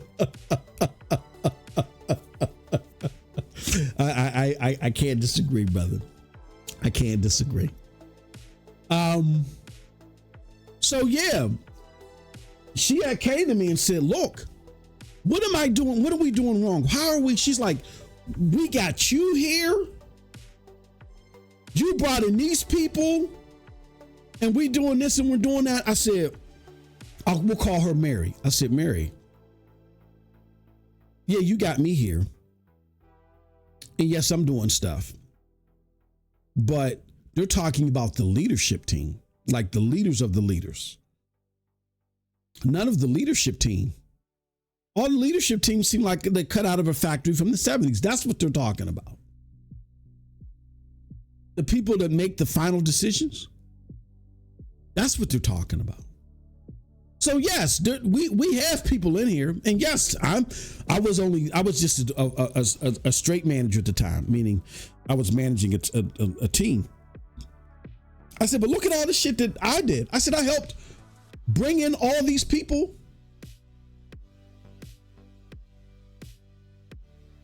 that helped bring the error rate from an embarrassing 6% to under 1%. I mean, you guys managed it, but I was the pipeline to help bring them in. And I've been in the same management position forever. I'm happy to have the opportunity. I'm just saying, Mary. She said, okay, I get it. So then they went out, found managers that could be part of the management team, the leadership team that did not have a mind state out of the 70s. And then 2 years later, they made another bid. And when they made that bid, they won. And it actually saved our department because they were talking about shutting us down then. And the department is up till this day because of that. Because that business that we got, it's a huge global business, and we got them. So that when you do diversity programs and what's it called like that, the thought process is we're not just going to pick someone because they're black, or we're not going to pick someone because they're Middle Eastern. We're not picking someone just because they're this and that. We are looking at everybody. Because if you look at everybody, you're automatically going to be diverse. You're going to automatically be diverse. Look at everybody. Let go of your biases and you look at everybody and you'll automatically be diverse. Because when you do the statistics, and here's how and this is the only litmus. There's not supposed to be a quota. You just look at a litmus. If 5% of our graduating class that are aligned to our business sector, like if 5% of the accountants that live in this area are Asian, for instance, why do we have less than 2% Asian here in our population? That's how it's supposed to work. Like, what are we doing? Is something during our interview process? Are we a deterrent to the Asian community?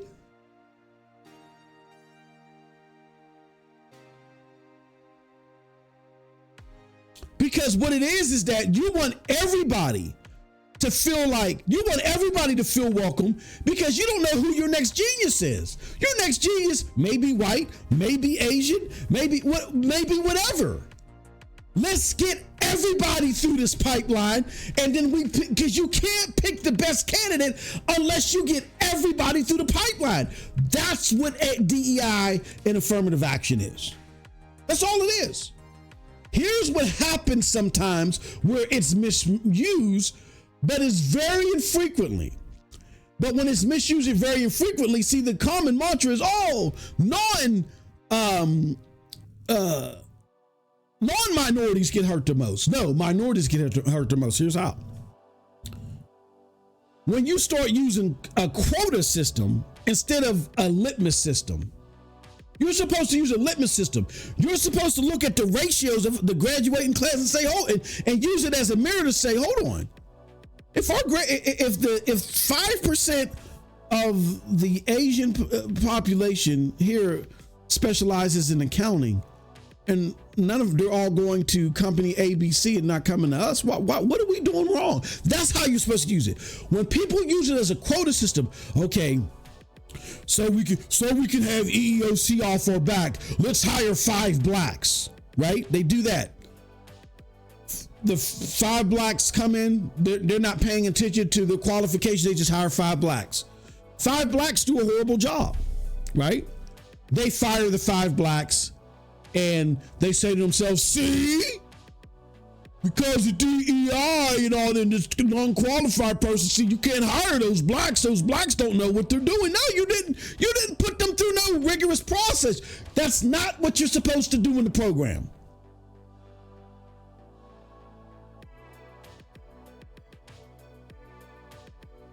DEI initiatives been around since I started using them, or helping our company use them, when they started pulling people from where I was going to school at. And I remember when my boss's boss, she did something similar. Choose 32877 said, perfect example of it being used wrong, the Rudy rule in NFL. Exactly. If you look at everybody the right way, you're going to have black coaches. There's no fucking way in hell you wouldn't have a black coach. You're going to have them, and you're going to have the appropriate percentage of them. Are they going to be the majority? No. But they'll be there in the proper percentage. All you do is look at the ratio of those that are applying, that live in the area, or that are available, and look at their qualifications, put them through the same regular, and they'll be there. Same with Asian or whatever. The purpose of DEI is to look at everybody. And you use percentages as a litmus, not a quota, not just yanking people and throwing them in the seats. Because then, like I said, that then hurts the minorities, and see, we can't hire them. And my boss did that one time.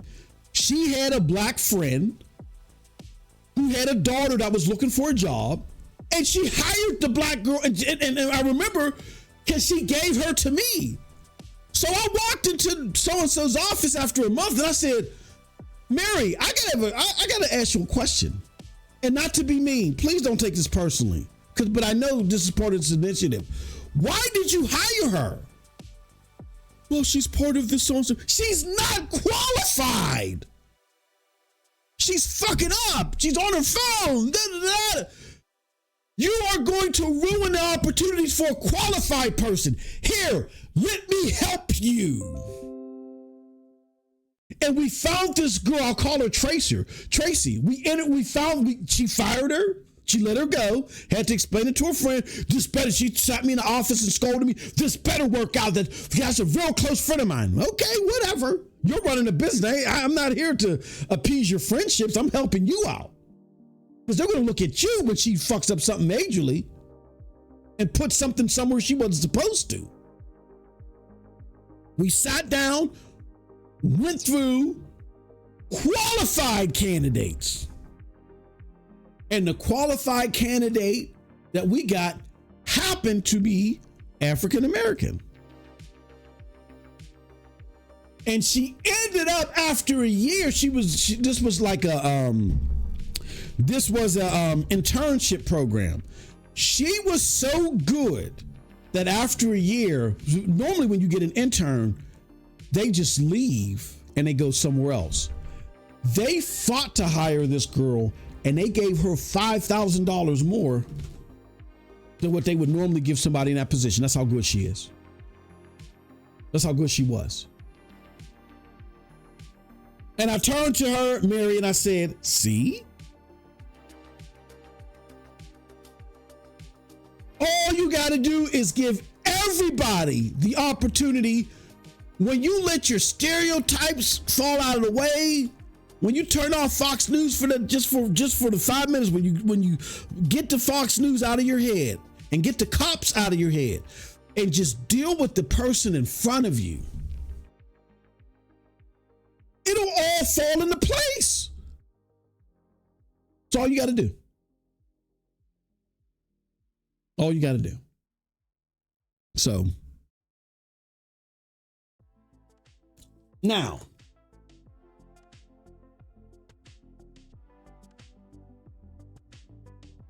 we were supposed to be talking about the economy, and we went and got into DEI and all other stuff. And I've shared that story before, but I'm sharing it again. Here's what I got to say about this. And the reason why I got into that whole discussion is because when I see stuff on the internet, I just see an ignorance now, because gamers used to be nerds. This is why gaming upsets me now. Gamers used to be nerds. And nerds generally are smart. You have some nerds that are just in the geeky, they're geeks. They're into geeky shit, but they're not smart. Like, I'm telling my age here. Think of Booger from Revenge of the Nerds. If my memory serves me right, Booger wasn't too bright, but he was just a nerd and a geek. He was just an outcast, and he liked the shit that nerds typically like, but he wasn't really smart or bright.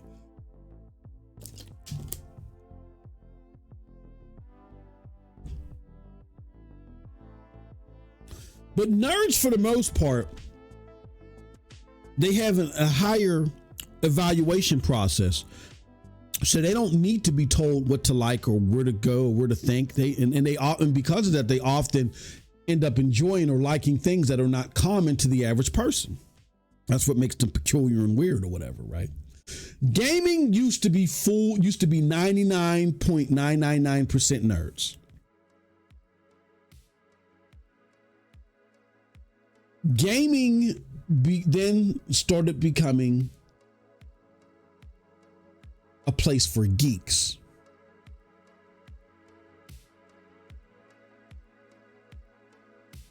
That's where it became a problem, because nerds live and die off of facts. You can't get something wrong with the nerd and it be brushed off or be okay. Like, you have these soul content creators that will talk shit and then they end up wrong. Like, we had all these soul content creators that, swore that it would only be 4 games, right? For Xbox, it would only be 4 games. Remember that? And they were wrong.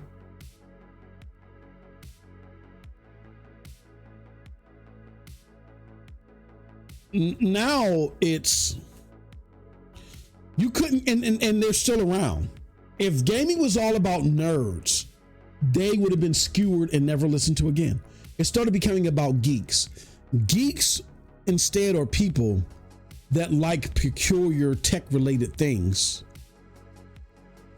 that fit within a geeky culture. Like quirky, geeky culture. They like that type of stuff. They're not necessarily smart, and they necessarily don't live and die off of facts. So the reason why I got into that DEI thing is because I'm starting to see the uneducated conversations that are happening around things like DEI and affirmative action. I'm starting to see that mentality, not necessarily the same subjects, but the same mentality spill over into gaming.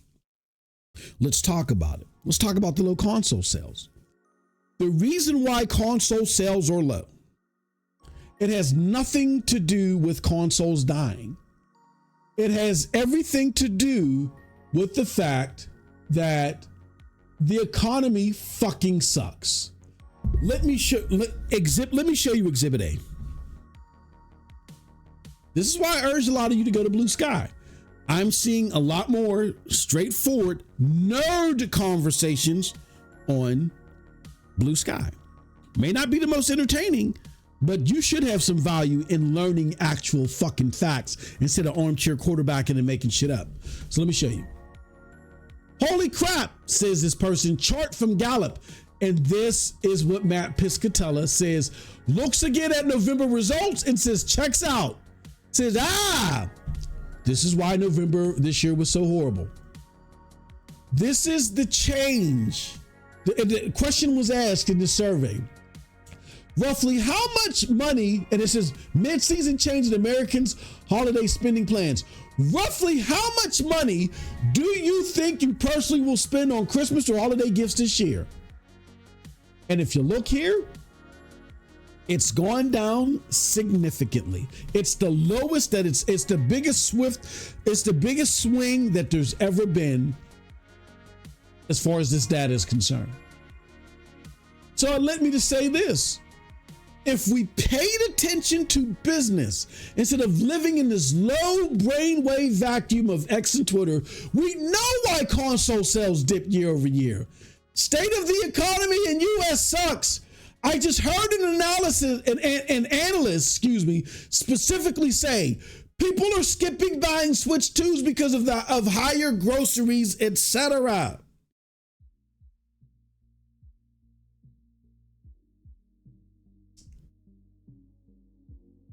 And here it goes right here.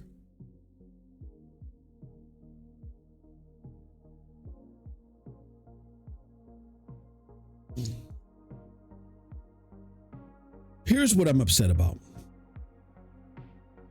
I'm not upset that there are people trying to throw an agenda out there. You're going to have people that have agendas all the time. What upsets me, what infuriates me, and what's caused me to go off topic is just because I'm sick of society. Society's a bunch, you guys are fucking idiots. I'm sorry. And I don't know where you came from. Society has become a bunch of brain dead fucking idiots.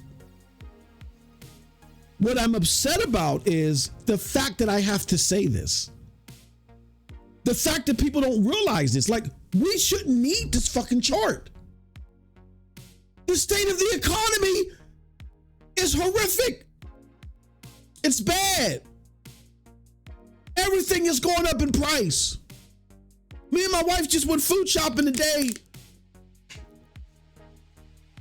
What would normally cost us maybe $70 in groceries, $250 fucking dollars. Just a couple of years, just three, maybe 4 years ago,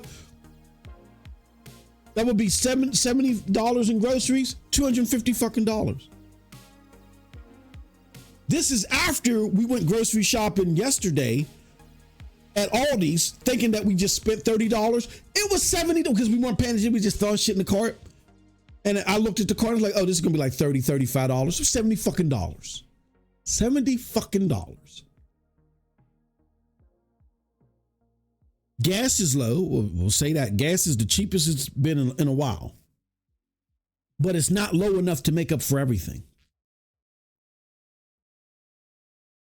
Now, I'm not saying this to say, oh, political party. I'm just letting you know what is. The state of the economy in the US fucking sucks. It's horrible.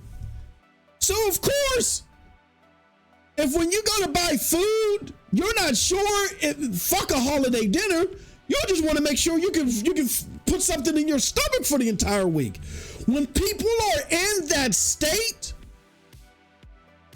they're like, no, I'm not buying nobody's shit, nor am I buying shit. And kids don't buy consoles for themselves. Their parents buy it for them. So of course, that's why the economy, that's why shit is okay. I mean, it's so low. That's why it's low. It's the state of the economy, dummy. In the US, Circana monitors US activity. I shouldn't have to say this. There should not be a trove of comments out there. Yeah, the economy is so bad because, not the economy, but console sales are so low because consoles are out of here. Are you fucking serious? Are you fucking kidding me? You can't be this stupid. You guys are idiots. And I'm tired of talking to idiots. I'm tired of it. I'm sick of it. That's why I don't sit here and run and get on this mic like I used to. I'm fucking sick of it. That's why I want the Discord That's why I want only people that can use at least a portion of their brain.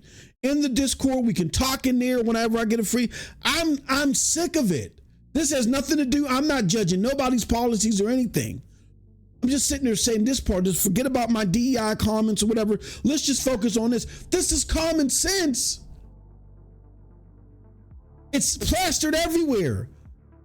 It's plastered on your favorite news channel, whether it's progressive or conservative.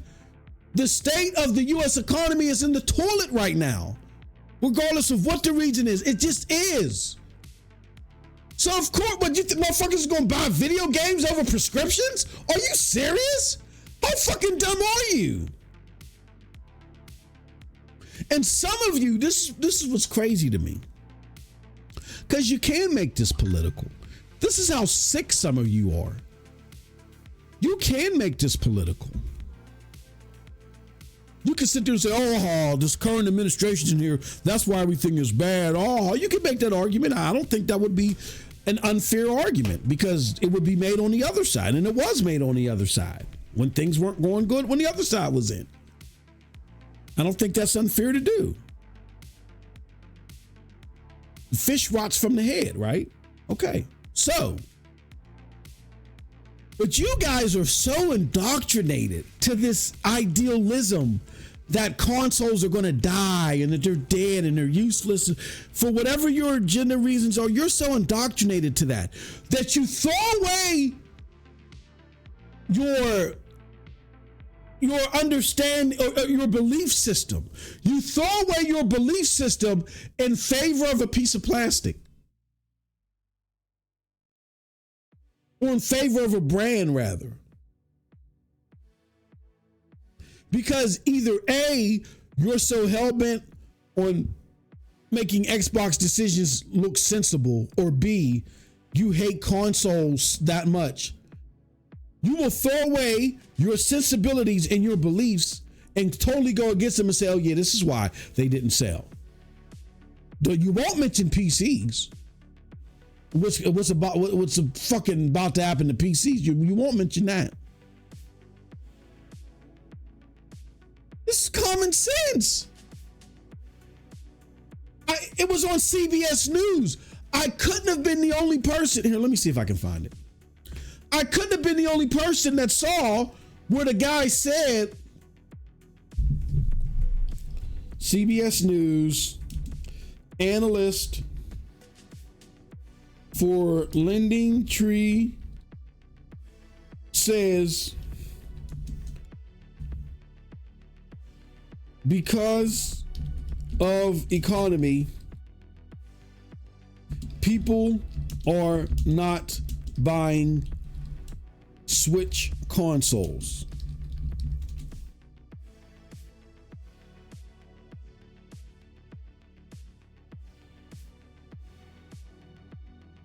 Let's see here. 4 days ago.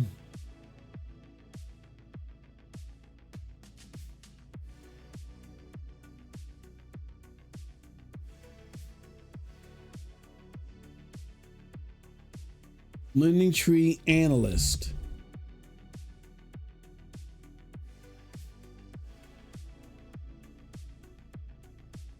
Let me see it.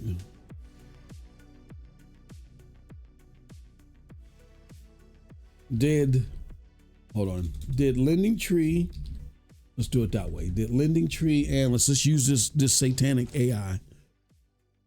Wallace. Let me see. Multiple, let's see here. Fourth tier overall industry. Yeah, it was on CBS News and they can't find it.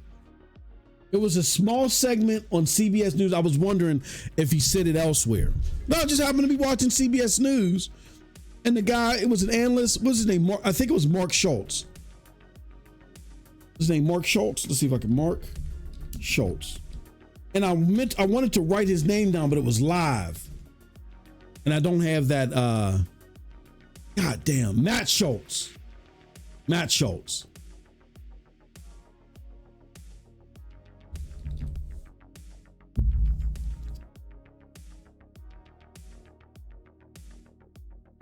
Okay, News Nation got something.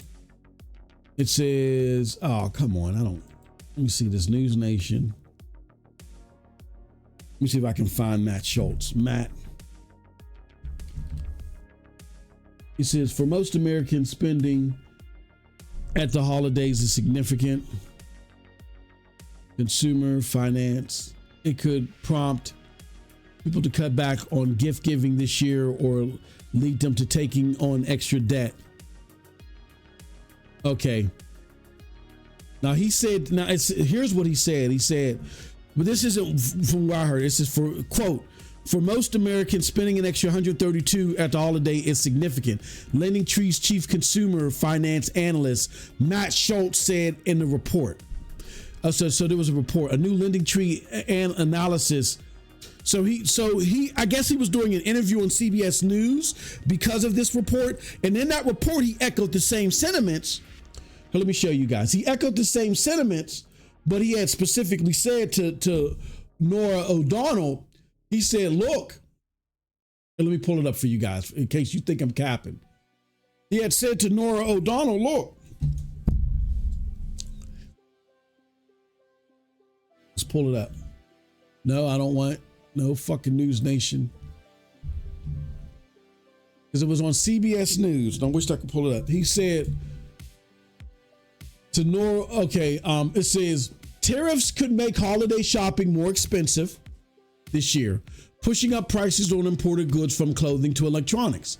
A new Lending Tree analysis estimates that if current tariffs had been in effect last year, American consumers would have faced an additional $28.6 billion holiday gift burden, about $132 per shopper. For most Americans, spending an extra $132 at the holiday is significant, Lending Tree chief consumer finance analyst Mark Schultz said in the report. It could prompt people to go back on gift giving this year or lead them to taking on extra debt. So hold on. This is actually, this came out in October. So he must have been on CBS News because it was a few days ago. He must have been on CBS News. Let me see if I can find it. Where he said, let me close this out. Lending Tree, Matt Schultz, Lending Tree, CBS News interview, December 2025.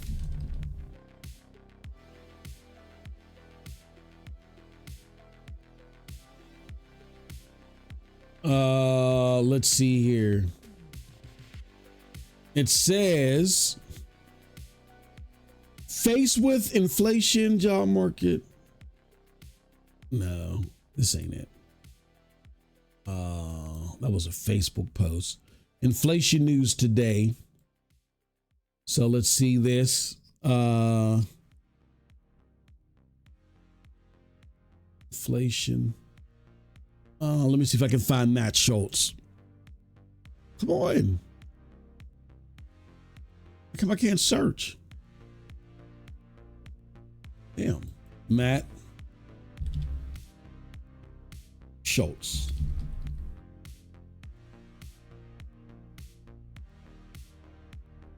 No, this ain't it. I'm gonna find this motherfucker. December 2025. What to expect when the fan Matt Schultz. Here, okay, December 9th. Hold on, when is this?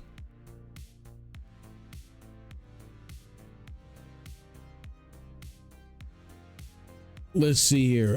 Matt Schultz. This was December 9th. This could be the interview that I'm talking about. I thought it was a lot sooner though. Because what's today's date? Today is the 20th. It says more Americans are paying their bills late, survey says. No. Okay, so this isn't it. Matt Schultz, Lending Tree, CBS News. I'll take CBS News out. Interview, holiday spending. Holiday shopping. I'll try this last result. If I can't find it, then it's October, November 14th. No. God damn it. I can't find it now. It was a real quick segment on CBS News. I remember just sitting there watching it. I'm like, oh shit. Damn it. Yeah. But anyway, oh, let me see this. This is from MSNBC or NBC. Is that MSNBC or CNBC? 3-minute read. When is this from?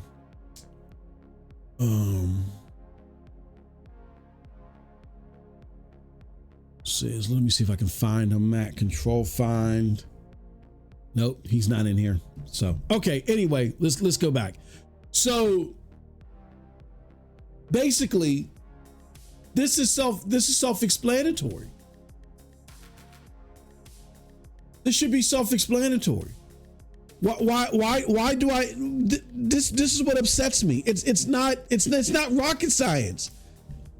The state of the economy sucks. That's why people aren't spending money. That's it.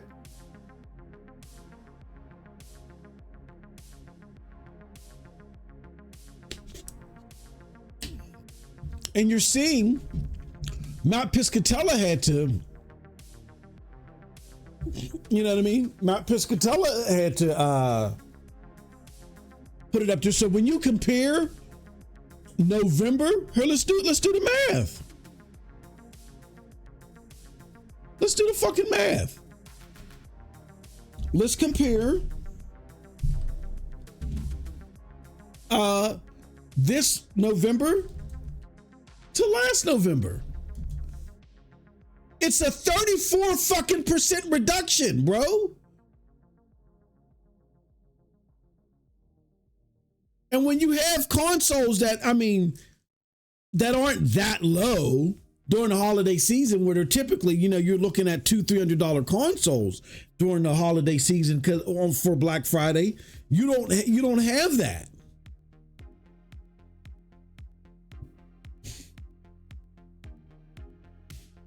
And that could be another reason why that fucking Kinect knockoff. How much is that Kinect knockoff? That could be another reason why that Kinect knockoff was did so well.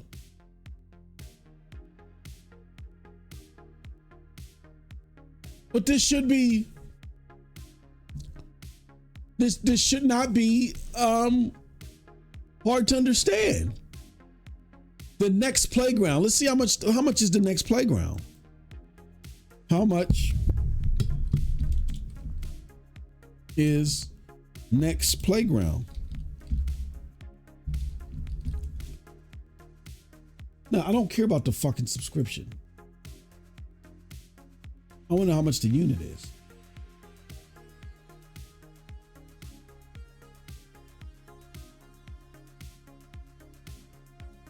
The next playground is $250, bro. Or you can get the 12-month subscription that you need for it. You can get that for $338. That's it. If the PlayStation was $250 or even $299, like how it used to be, it wouldn't have been a 40% drop. You have, look, just do, all you got to do is do the math. And I feel like we used to do shit like this. I can't get, I'm sorry. I'm letting you guys know right now. I can't get with the current content that's out there. It's too stupid. And then you just end up getting stupid trying to explain. You ever talk to somebody that's an idiot? No, I won't say it. You ever talk to someone that's stupid, that just doesn't have the comprehension level? And you're trying to explain something so simple to them that it frustrates you. It's like, say, why is 2 + 2 4? Well, if you take 2 items and you add it with another 2 items, it's 4. But why 4? And you get funny, like, hold on. How do I break this down beyond that? Like someone that's dumb too that gets it might be able to do it. You know, they might be able to speak their language, the dumb language. Oh, got it. But when you're not dumb like that, it's frustrating. This is idiot talk. I can't do it.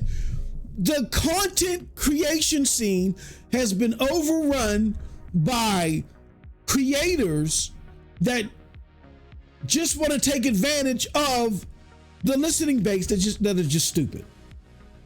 It's people in here that don't play games. That's why y'all are so no, I don't want to show you my score.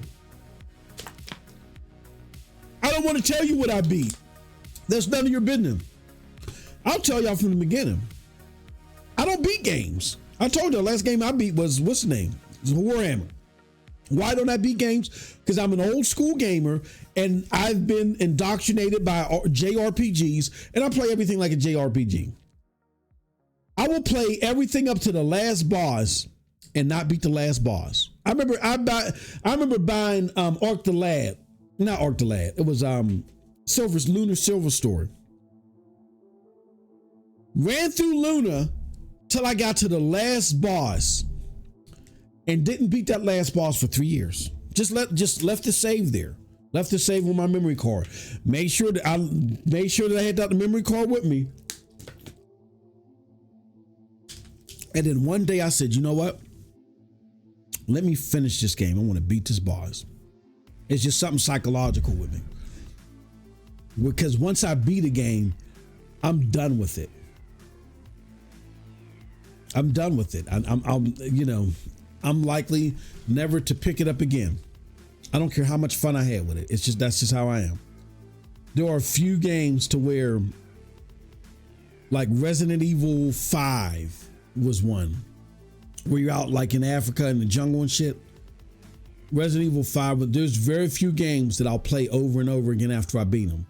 But because once I beat a game, I'm done with it, it's very infrequent that I'll beat a game. Especially if I really like it. If I really like it, I'll stay in the live service elements of it and I'll keep playing that, or I'll go to or I'll stay in the main single player game and I'll just play that over and over again, like Far Cry 5. I'll go and spend like 100 hours just running through certain areas, popping motherfuckers, building up my inventory or whatever. And then after like 100 hours, when I'm like tired of doing it, I'll go beat one of the siblings. You know what I'm saying? What's another game I've done that in? I just had it in my head. Oh shit. There are very few games that I'll run through. Oh, Borderlands 1 is another game where I just played it until the end. I just kept going and going and going and going. And then when I beat it, I just played it again. Going and going and going. But it's very infrequent that I do that. But there's a lot. I'm more likely to play the fuck out of a game's open area. Just grind it over and over and over again. And then finally, I'm like, okay, I'm ready to complete this game, be done with it, and put it on my shelf forever. It's a finality with me. It's something mental. And when I really like a game, I don't want to be finished with it. It's just something psychological. I don't want to be finished with it. So I'll leave it open. I won't beat that final boss. So yeah, my gamer score is ass. Is ass and trash. The only time that my gamer score, most of my gamer score came during a period of the 360 era, because I don't play games for the gamer score. I don't care about achievements. But most of my gamer score and my achievements came from an era of the 360. When I was working for this website, this gaming website, doing like freelance shit. And I was reviewing games. So I had to beat them. I beat a shit ton of games, and I was beating like, oh my God, I was beating like 5 or 6 games a month for like a 2 or 3 year period. That's when Gamefly was out. So I was just getting the game from Gamefly, beating the motherfucker, writing a review for it. I was doing like I was beating the game once a week.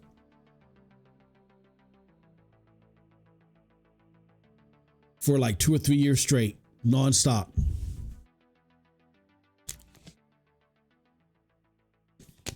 It's the only reason why I beat Halo 3.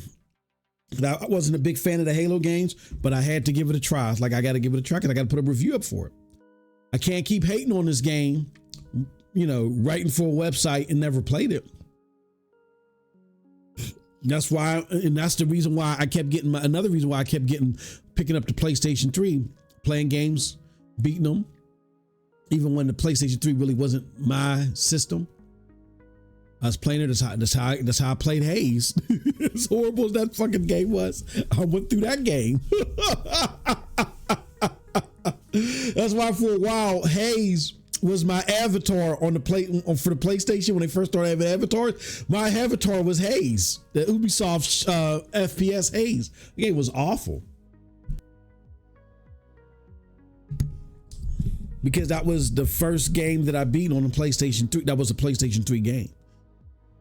I was playing and beating everything, but that doesn't fulfill me as a game. I have a very weird way of dealing with games, and if I really like a game, I really don't want to. I don't want to finish it. I don't want to beat the final boss. I don't want to. It's not because I can't do it. It's like I don't want to finalize that game. Like, I'll be honest with you, I had a reservation of beating Remnant 2 with Cold Blood. I really didn't want to do, well, really, he beat the final boss. I kept getting my ass killed. But I really didn't want to do that because now I know I'm not picking up the fucking game. The only way that I will beat a game is if the new game plus or whatever, if the new game plus or whatever is fire and it gives you so much great shit like Resident Evil 5. If you beat the game, you get, I forgot everything they gave you, but it gave you a serious incentive of beating the game and playing it again. You know what I'm saying? I had my reservations of beating Remnant 2 with Cold Blood. Because I was like, I want to get back in this game. I know it's going to be DLC. And once I beat this game, I'm done. It's just a psychological thing. So that's, so I don't beat games. I just don't do it. I may get to the end. I may get to the final boss. And then that's all I'm doing with the game. But I'll have thousands. Skyrim is another one. I'll have thousands of hours in the game. I have thousands of hours in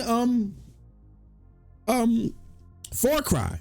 I beat Division 2. Why? Well, Division 2 didn't take that long to beat its campaign, and you want to get to the end game. That's what you really want to get. And I beat Division 1 as well. Division games like that, you want to get to the end game because that's what unlocks everything else. So those games, yes, I beat. But if I really like a game, it's very infrequent that I beat it. I beat God of War. I really liked it, and I really didn't want to beat that game, but I beat it. That's why I had the game that's why when I told you guys that story about me having my PlayStation 4, I was renting it from Aaron's and I had it for like 4 months. That's why I was like, I was really liking the game and I didn't want to beat it. I know it's weird. It's fucking weird. Another game that I haven't beat yet was Last of Us 2. I like that game so much. I don't want to finish it. I don't want to be done with the game.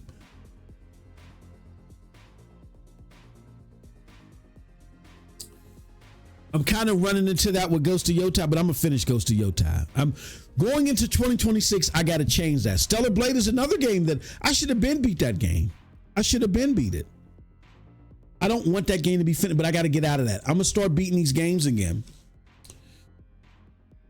Another game that I didn't want to beat because I was enjoying it too much and I knew it was going to have like new game plus stuff was Space Marines 2, but I beat that with Cold Blood. See, to me, beating a game isn't the stripe that it is for a lot of y'all. It just isn't. It just isn't for me. Again, I'm not saying y'all wrong for beating it. I don't want to read that final chapter in that book because I know I'm done with it. I'm done. I'm not playing it again for the most part. And I don't want to be done. a problem of mine. It's a problem. So, but 2026 is going to be the year that I'm going to try to reverse myself from that problem and just deal with it and just finish these games. I'm going to finish the games that I started. Another game that I haven't finished, and that's another problem. Like, part of the reason why I don't finish these games is a lot of them, like, I'll forget the mechanics and shit because it's been so long. And I'm like at the end and I'm like, well, fuck. Like Control's one. I gotten so far in Control, I've forgotten the mechanics and everything that's going on. I got to start from the beginning. So I went and got Control Ultimate Edition. I got to start from the beginning. I'm going to do it again. So actually, you might get gameplay of that soon. All right. But yeah, I'm sorry this was ranty. And the fact that my wife hasn't come back yet, I hope she didn't. She ain't maxed out all the credit cards. She's supposed to be here like an hour and a half ago. But I'm being ranty now because, yeah, I just got to be honest about my frustrations. I've been very frustrated at the state of gaming discourse. I find it hard to do it anymore. And this is just one of three. So let me just hurry up and buzz through these. The state of the economy is so fucked up. That's what it is. The economy is just so bad. I'm not, again, fuck the political reasons or who's responsible for it. I'm just telling you what it is. That's why people, when you do the math, this comparison of what people was willing to spend or what they were willing to spend versus what they actually spent,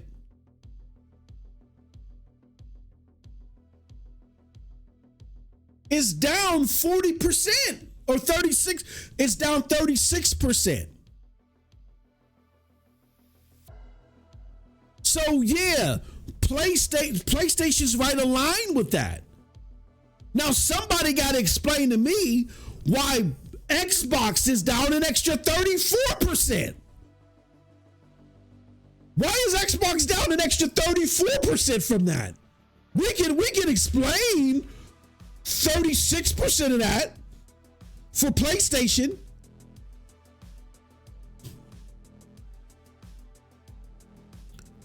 It is good, despite these trends, that Nintendo is only down 10%.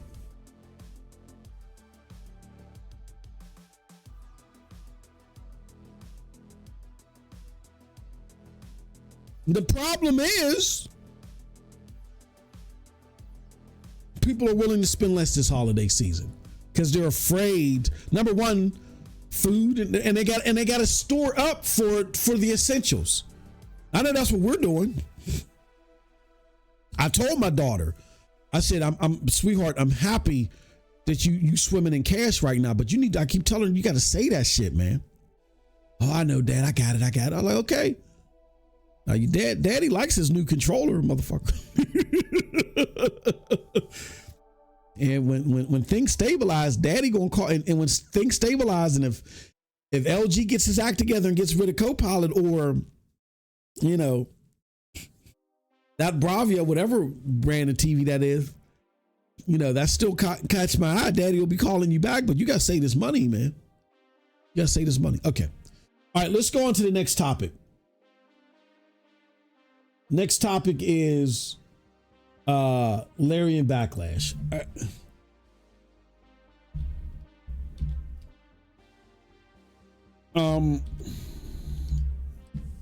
Yeah, this one is disappointing because it just shows how contradictory people are as gamers. And I think a lot of you what you do is you I think it's twofold. No, it's threefold. Give me 1 second. I'll be right back. But yeah, it's only gonna take me 30 seconds. I'll be right back. Look at that, because I want y'all to pay attention to this.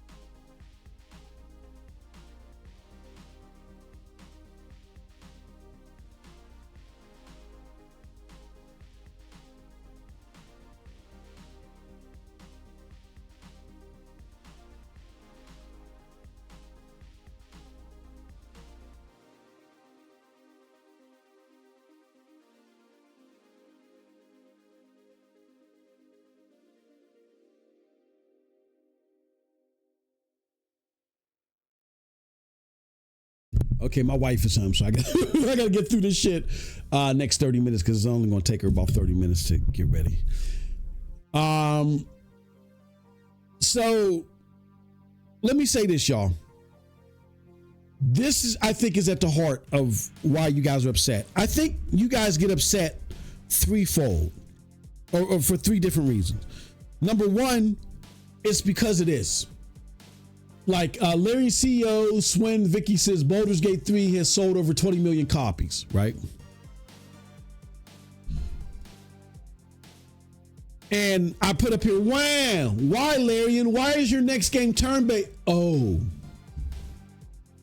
Right? Like, people, here's what it is. And I kind of understand it. I was hoping they were going to do something different too, right? Because I'm in an action game kick. Like Ghost of Yotai really scratching an action melee game kick for me, right? I was hoping that this game wouldn't be, the next one wouldn't be turn-based. I think that would have been cool, but it's going to be turn-based, so, you know, it is what it is. This is what they specialize in. Great. Turn-based isn't for everybody, even though it's for, in this case, it's for 20 million motherfuckers, but it's not for everybody. Like, it's for 20 million people, but across PC, console, there's way more than 20 million AAA consumers, right? Right. Okay. We could say, I think we can easily say there's about maybe anywhere between 300, 400 million AAA consumers, right? Right. Okay. So fair enough. Understand why a lot of motherfuckers are upset that there was a statue and this big announcement. Everybody was doing this an Easter egg hunt for something that's going to be a turn-based game. So I think that's one part of it. The second part of it, again, so I can get the political part out of it, is that there's just a group of people that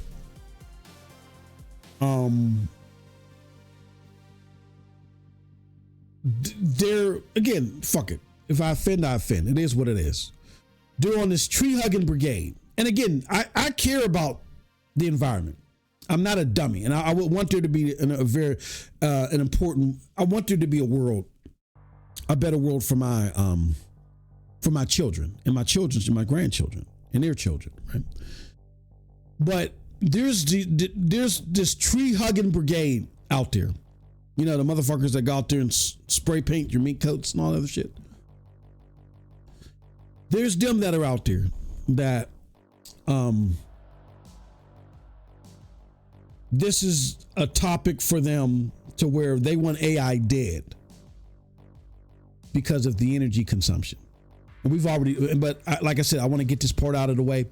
We've already addressed them because I can guarantee you those motherfuckers that are jumping on that bandwagon, they haven't disabled Gemini on their Android searches. You know, they have, you know, they're using Chat GPT like a motherfucker. They're full of shit. So anybody that's rolling with them that haven't done those things, you're doing way more damage to the environment just by responding to Larian. All you motherfuckers, I showed you. It was like, let's look at it. Yeah, to Finn's comment, I just showed you. 13.7 million impressions and 5.6 thousand responses and 8.8 thousand reposts. No telling you. Over 13,000 reposts and responses. That's feeding the algorithm too, especially your responses. You're feeding the algorithm. You're feeding AI. Because Grok is collecting all this shit. Y'all have done more harm to the environment than Larian could ever do. Just responding to this post, you've done more harm to the environment than Larian could ever do. So y'all need to shut the fuck up. I don't want to hear from the tree huggers. And again, I don't belong to no political party.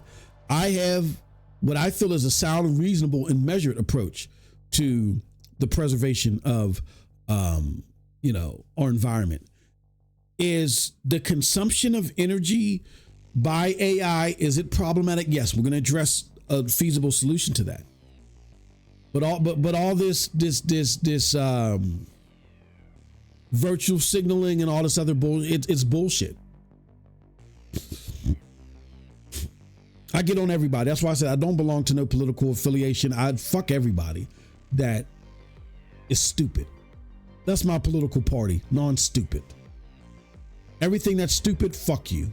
You know what I'm saying? Period. I just don't give a fuck, man. If you're stupid, fuck you. That my political party is non-stupid. It's the NS. It's the NS crew. That's my political party, the NS crew. All right. So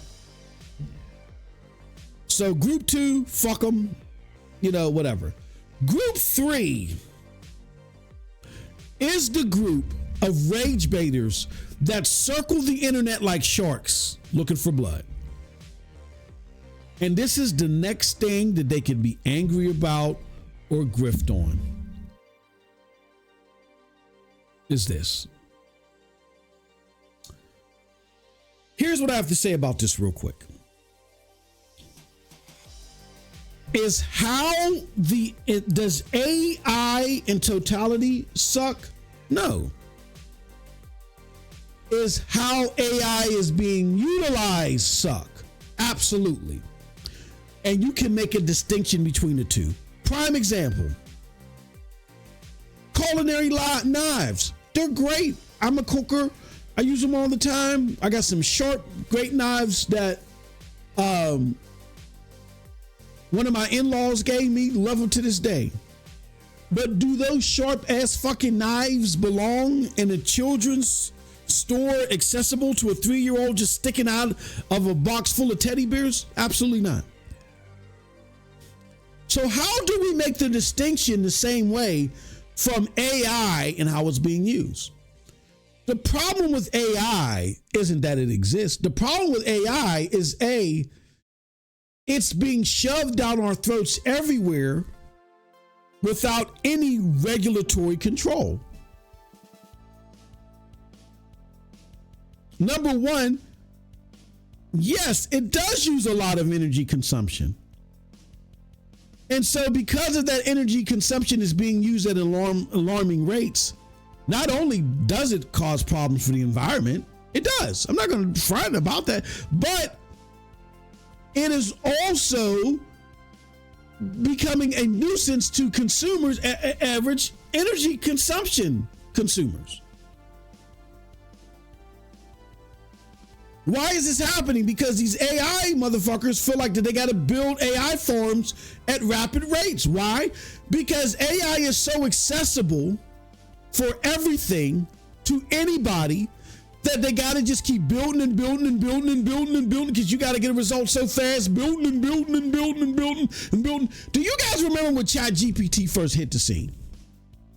You guys remember that? Remember, in order for you to access it, a lot of times you had to get into a queue. Remember, even when you did access it and you would use it, the motherfucker would, you know what I'm saying? The motherfucker would take a minute. It would go through like a process. Then you get your answer. You probably forgot about that. Now shit's almost instantaneous. It's quick. Anybody can get in. No queues. All that shit, right? Right. That was made possible because farm on top of farm was created, and now it's running. You know, what's it called?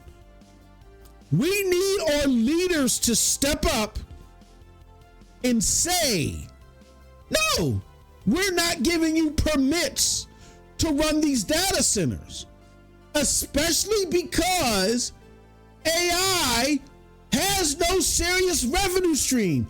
How are we as a municipality, as a city, as a state, how are we going to benefit from this? Like energy companies, those are the only people that are benefiting from this. I can't really like tax you on this because you don't have no serious revenue stream. You get to write off everything because you got a fucking loan. This was a donation or a loan, so you get to write that off. So I don't really get the benefits that I should from this. There is no serious revenue stream from this, so we are halting your expansion. We're halting it. So the fuck what if it takes longer for someone to get a response from AI out of queue? It's not the end of the world. There is no guarantee. All the analysts are expecting a bubble to happen where people pull back on this shit. So y'all would have built all these data centers and all this shit when people are pulling back on this shit. You know how this should be regulated? I'm not saying regulated, but you know how this should be handled? Like, for instance, let me give you an example. Cloud gaming. There is a reason why they shut down Stadia. Not because they weren't making any money on Stadia. They weren't making enough, they felt like. They weren't making enough money to where they felt like they could build it in other areas. They felt like that same dollar that they were investing in Stadia, that dollar would give them more revenue if they invested it elsewhere. That's why they shut down Stadia.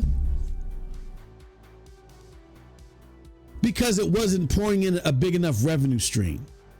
Also, what would happen, look at NVIDIA GeForce Now. NVIDIA GeForce Now, they have a set amount of server bays, and if you want access to them, you gotta pay. And don't believe that with the ultimate tier, there's not a queue. I've seen a queue in the ultimate tier before. Not very frequent, but it can happen. So if you want premium type of guaranteed quick access, you got to pay for it. That's what needs to happen with AI, but it hasn't happened because it's like a domino effect.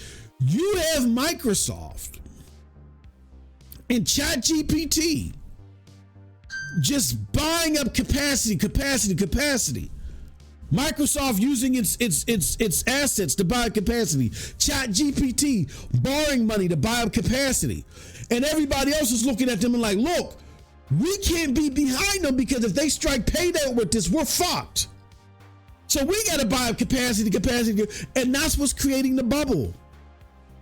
There is no guarantee that this is going anywhere. There's just a bunch of loss leading.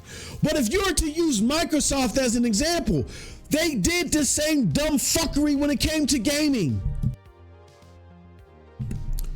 We just saw it with Game Pass. They did the same fuckery when it came to Game Pass. And guess what? The strategy failed and they had to pull back from it. Game Pass is now $30 a month. And now they're pulling back from, Game Passes, but now they're even going back to exclusive titles. Ain't that a bitch? Now you're starting to see exclusive games pop up here and there, exclusive deals pop up here and there. Again, for Xbox. Ain't that some shit?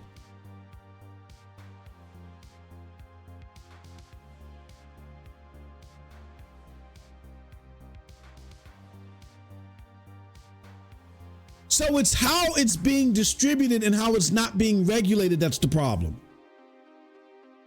Like, I think it's cool that Gemini does what I said, for it to do. Like, for me going into Gemini and saying, look at this video and chop it up for me, that's cool. That shouldn't come for free though. If I have to pay for that, or that functionality that's there embedded in YouTube as a user, if it's charged to me as like I got to be part of YouTube Premium in order to get access to that, guess what? That slows down the consumption. That also creates a revenue stream that can go back to the municipalities, which they can tax and say, you know what? Now that we can adjust for this, now we ain't got to charge. Now you can't just charge it to the fucking consumer. Here goes a subsidy. We can invest in a subsidy now for this. So we can add, we can add calm to the consumer so they're not paying for what businesses are doing, for one. And for two, let us as a municipality do some research and see what the possible harms are and the possible guardrails that we can put on it. There's no serious revenue stream associated to AI, so they can't do that. So the only thing that's happening is these companies themselves are fucking charging it to the consumer.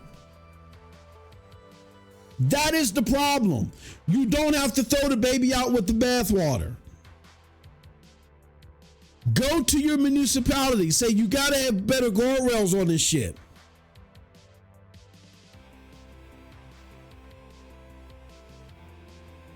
Go in and shut down. If you're that hell-bent and that adamant that the generative AI is evil, shut it off in your phones. Shut it off in your web browser, or use an AI. Use a web browser that doesn't use AI. See, y'all won't do that shit. You'll go and blame Larian like this is all Larian's fault. That Larian is the problem. Or Larian's killing the environment instead of the hundreds of billions of y'all that are using generative AI every day. The 554 people at Larian are responsible for the harm that AI is causing, but you're not. Even if you string together every business person that's using, it's still dwarfed by all of y'all using searches multiple times a day on your personal phones. The business use of generative AI does not compare to the personal use right now. It just doesn't compare. All the fucking memes and bullshit ass thumbnails and personal Tupac French kissing Michael Jackson AI videos that you guys motherfuckers got out there. Are you fucking kidding me? You're a bunch of fucking hypocrites. Get the fuck out of my face with that shit. You see why I'm frustrated? I don't even want to talk to y'all anymore. You're too stupid for your own fucking good.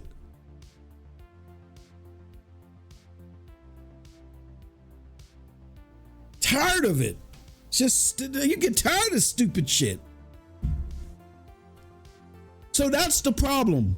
The fact that it's not regulated, and the fact that it's too accessible without there being guardrails or even a revenue stream for it.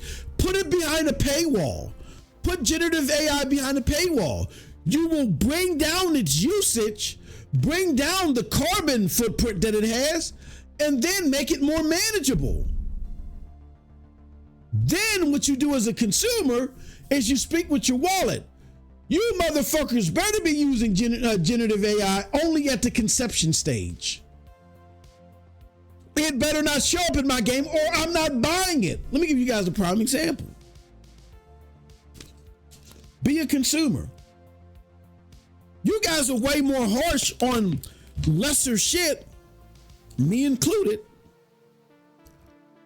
Prime example, Dragon Age Veilguard, right? When that game came out, a lot of you did not play it simply because of the messaging that was in there from the one character. You guys didn't like that. You guys said it was too much. I'm not going to disagree or agree. You know what I'm saying? I get it. But what happened was, because you weren't even willing to play it, just because that was in there, and a lot of that dialogue that was in the game, it's avoidable. You don't have to deal with it. But despite that, y'all just said, I'm not fucking with it. So therefore, a lot of you contributed to the game not doing too well. Now, I played the game and I was like, you know what? Game isn't that bad. It isn't that bad. And all that shit, the controversial cringe shit, wasn't necessarily part of the game, but the game wasn't that great to keep my interest, and I moved on from it. So something less impactful, all you guys did was speak with your wallet, and you know what I mean? And you made an impact. You understand what I'm saying? So something way more important than an NPC making some cringy comments in a game, you guys aren't willing to be consumers for. You want to just put in the lap of Larian? That's cornballish to me, bro. Really cornballish to me. I'm not digging it. So my suggestion to you guys is stop following the rage mob on Twitter or wherever, Understand that the problem is AI's usage, not AI's existence. Because I do agree with Asmongold. It's like, it's not going to go away in entirety. It's going to rear its head, into something. But what can happen is that you control its usage.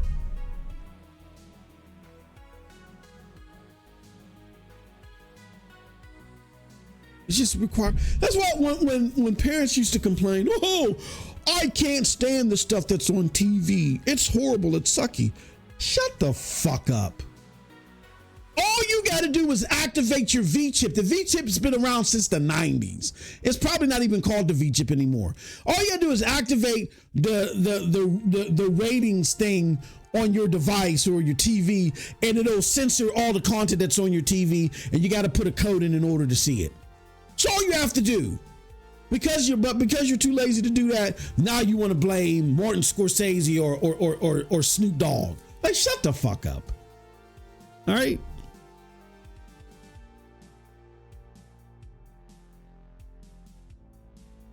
So that's my thoughts on the whole Larian thing. Like, so stupid. Last but not least, now I got to get out of here. Is let's see here. What is this? Naughty Dog Crunch. I think this is the stupidest thing, period. This was what really upset me and made me realize I just don't want to engage with you guys anymore. I don't, because you're just buffoonish. Like, when it came to the console things, you guys are just being tards. When it comes to the console sales thing, because you guys are just being blowtards. This Larian thing is more annoying than anything, and you're being hypocrites. You're just being hypocrites. But with this thing is like, it's infuriating, because it's this sissy mentality that I just don't understand. So,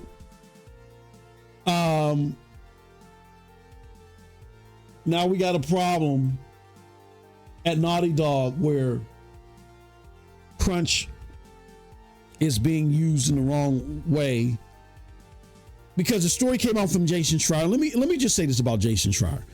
As much as his investigative work, as far as the facts that he comes across, is very impressive, Jason Schreier is a fucktard. Period. He's a fucktard. This idiot thinks that gaming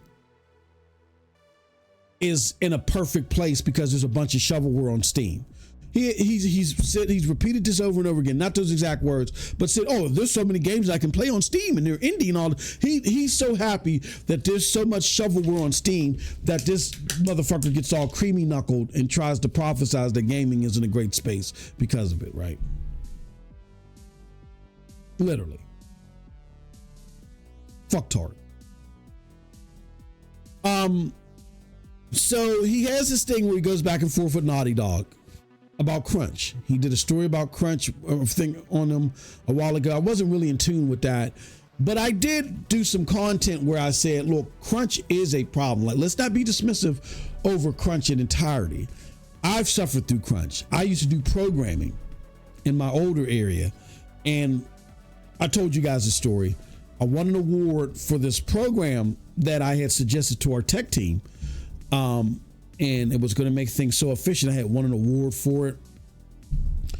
And all this other stuff. And then the tech team, this was before the program was even finalized, but everybody was just estimating what the program would do.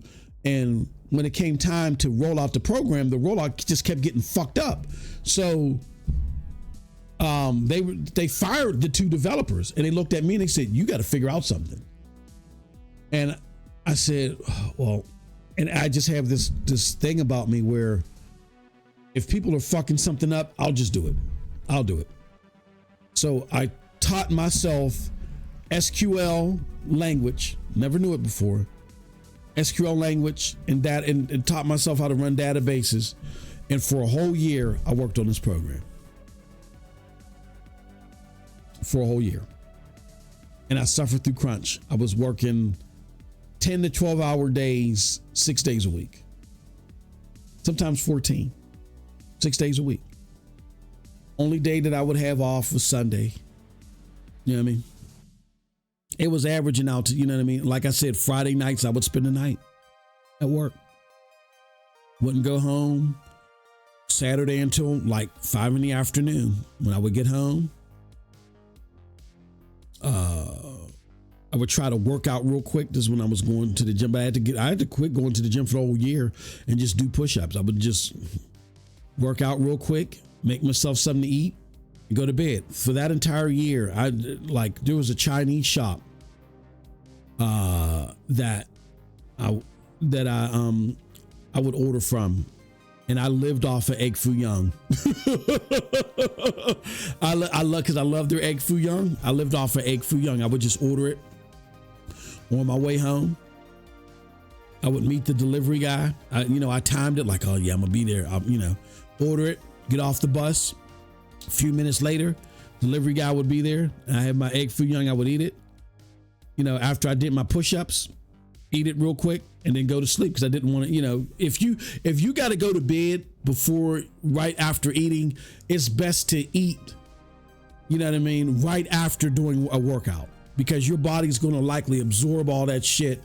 You know what I'm saying? Where you're just not sleeping on it. Your body's going to work, and you're going to go through a synthesis. When you work out and you eat something that fuels your muscle, your body goes through like the synthesis where the body's more going to absorb that and try to, feed the muscle and shit like that. So that's how I didn't gain like 1,200 pounds. You know what I'm saying? I was able to still keep some type of measure of fitness, even though that's still not healthy doing that though. But anyway, so let me get out of the weeds. So anyway, I went through crunch. It was horrible. I was like a walking zombie by like month 9. I was literally a walking zombie by month 9. And then, yes, I was salaried, so I didn't get any overtime. But my boss had made it clear to me. He said, look, dude, he said, this is above me. They gave you an award for this. They gave you money for this. Did they do it prematurely? Sure, but it is what it is. You got to figure this out. And I did have like a small IT team, but I'm not that they weren't good. I just didn't trust them with it. I didn't trust anybody at that moment. And my job was on the line. So guess what? I fucking taught myself. MM2K taught himself SQL. You know what I mean? You know what I mean? Taught myself that shit and built the motherfucker myself and finished it myself. You know what I mean? So it is what it is. Now that I'm not saying people should go through. That was an extreme. But there's nothing wrong with it. And then coming off from that after I recovered, it just made my work ethic even better. I never want to go through that again. And I don't think I could at this age. Oh, hell no. I was like in my late 20s when that happened. But yeah, I mean, I would never want to go through that again. But having a moment in time where you have to like work a couple extra hours. I was even listening to a podcast where they had said, look, if you think about it, which is true, the way the story reads is that the Naughty Dog employees had to do at least 8 hours a week, but no more, an additional 8 hours a week, but no more than 30. So anywhere between 8 and 30 hours. If it was like to get your 8, you could just come in on a Saturday to get your 8. Here's the kicker. It did not happen for a long period of time. Crunch is normally through a large chunk or a significant chunk of the development of a game. To get the game out the door, you do ridiculous hours and you're pretty much living at the place of employment where people reported their kids have grown up. Like, cause you think about it. If you dev the game for like 7 years, and out of those 7 years, 6 or 5 years, you were literally living at the job, you were just getting up, rinse, going to work, rinse and repeat, you miss your kids growing up. Wife is sitting there fucking the mailman. You know what I'm saying? yeah. You know what I mean? You miss out on so much. That's crunch. Not what was experienced here. This was not crunch. You had to stay in late night. Let me give you another example. Something that happened with one of our databases that we use to create something really important. Where we have a service level agreement. We have to create this thing with these databases every day. There is no ifs, ands, or buts. It has to be done. There is no, oh, we couldn't do it. It has to be done. So when we couldn't do it, all hands were on deck. Like we were calling out to the Microsoft, the high engineer teams and all other stuff. And guess what? I went home, grabbed my 360 at the time because my boss was cool. Grabbed my 360 at the time. Because we had to just sit there and be available for phone calls because the Microsoft database team would call back to us and say, hey, look, try this, try that, try that. And from the course of Friday all the way up to Sunday, we lived there. We lived there.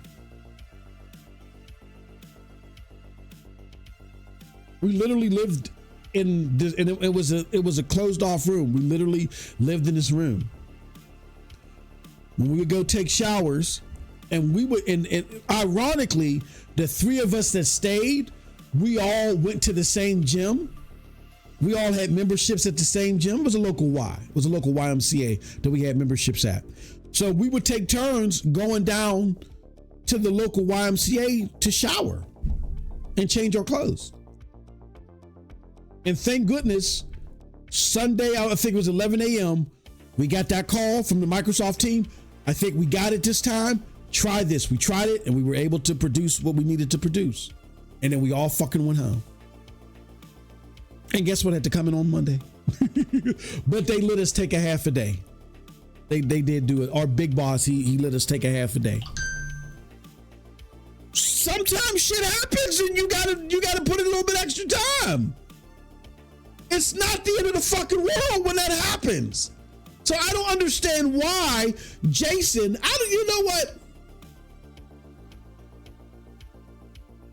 Some people, you gotta just understand that you just gotta extrapolate the data from them and don't listen to the opinion. I'll give you guys another example and then I gotta get out of here. When my wife was going through something serious medically, and her regular physicians were not the best at helping us through it because they were trying to go off this medical book and it just wasn't, you know what I mean? We went to what you call a holistic doctor. Holistic doctor, you know, they have medical backgrounds, but they don't follow the medical book. They will try some other non-conventional things that are ultimately healthier for your body. You know what I'm saying? Doctors will prescribe you medications that will have these adverse effects, and holistic doctors are more natural in their solutions. In the supplements, they're more supplement based and natural food and diet type thing. They're like, look, it's all in your diet. You can fix your diet and you can take these supplements, you'll be good. So what we did is, this was a situation where they told my wife, get ready for hospice care. I'll never forget because my wife totally broke down. I said, what's wrong? They told my wife, get ready for hospice care. And for those of you that are familiar, that's what the hospice is, where they send you when you're about to pass. You know, they try to make you as comfortable as you can before you pass. And I said, the devil is a lie. No, go to your, like I've been telling you, let's go collect this data from your physician, and we're going to take it to the holistic doctor. And we took it to the holistic doctor, and the holistic doctor said, this is what you need to do. And we listened to the holistic doctor, and I'll never forget, a month later, when we went into her appointment, the doctor said, everything turned around. I don't know what happened. I don't know how this happened. By the grace of God, we went to that. I had a steady mind. I was focused. And I said, the devil is a lie. We're going into this holistic doctor. Even though those people were trained, went to school or whatever, couldn't listen to them. Because I had to realize they were indoctrinated to that medical book. And they couldn't think outside that medical book. That's why I look at Digital Foundry the way that I look at Digital Foundry. Digital Foundry is great at breaking down what they see from a technical aspect, what's going on, like right in front of them. When they try to give you analysis for things coming down the pike or whatever, or give their opinions on certain things that they're not sure, they are horrible at that. They're horrible. It might be entertaining to sit there and listen to them to go over the bigawatts and the gigawatts and all that other shit, but then when the shit finally comes out, it's often totally different from what they said the fuck was going to happen. The same with Jason Schreier. Jason Schreier's opinions on games are dog shit. You got to listen to the facts that he presents to you. That's it. Like, that's what makes Blood, Sweat, and Pixels such an excellent book. Blood, Sweat, and Pixels is excellent, not because of Jason Schreier's takeaway from it. It's an excellent book because he gives you insight of shit that happened that we would have never known about before. And then you can draw your own conclusion, which 9 times out of 10 is going to be a lot more sensible. 99 times out of 100, rather, a lot more sensible and grounded than fucking Jason Schreier.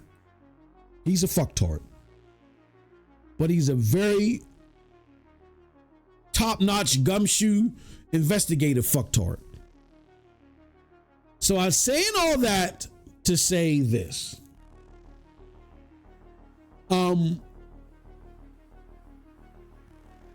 You guys have to watch the people that you're listening to on the internet. Bigly. if I could borrow that term, bigly. You have to do it. Because too many of you are following behind these movements that are not educated, or there's an agenda behind them, and you're just willingly following the fucktards. The problem with AI, it's how it's being used, not that it exists.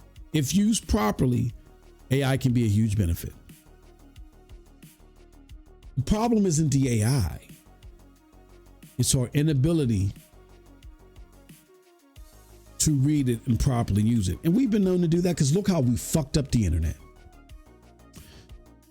All right, folks, that's it from your boy. Appreciate it. Almost 4 hours. Holy fuck. Appreciate you guys. I'm going to try to play some games when I get back with my sister-in-law and her husband and my wife. So we'll see. Might play some Control, whatever. All right, y'all. Thank you for joining me. Like I said, if you like this and if you're listening to this in its VOD form, come and join us over on Twitch TV. Usually on Saturdays, we chop this up. All right, till next time, have a wonderful gaming day. Peace.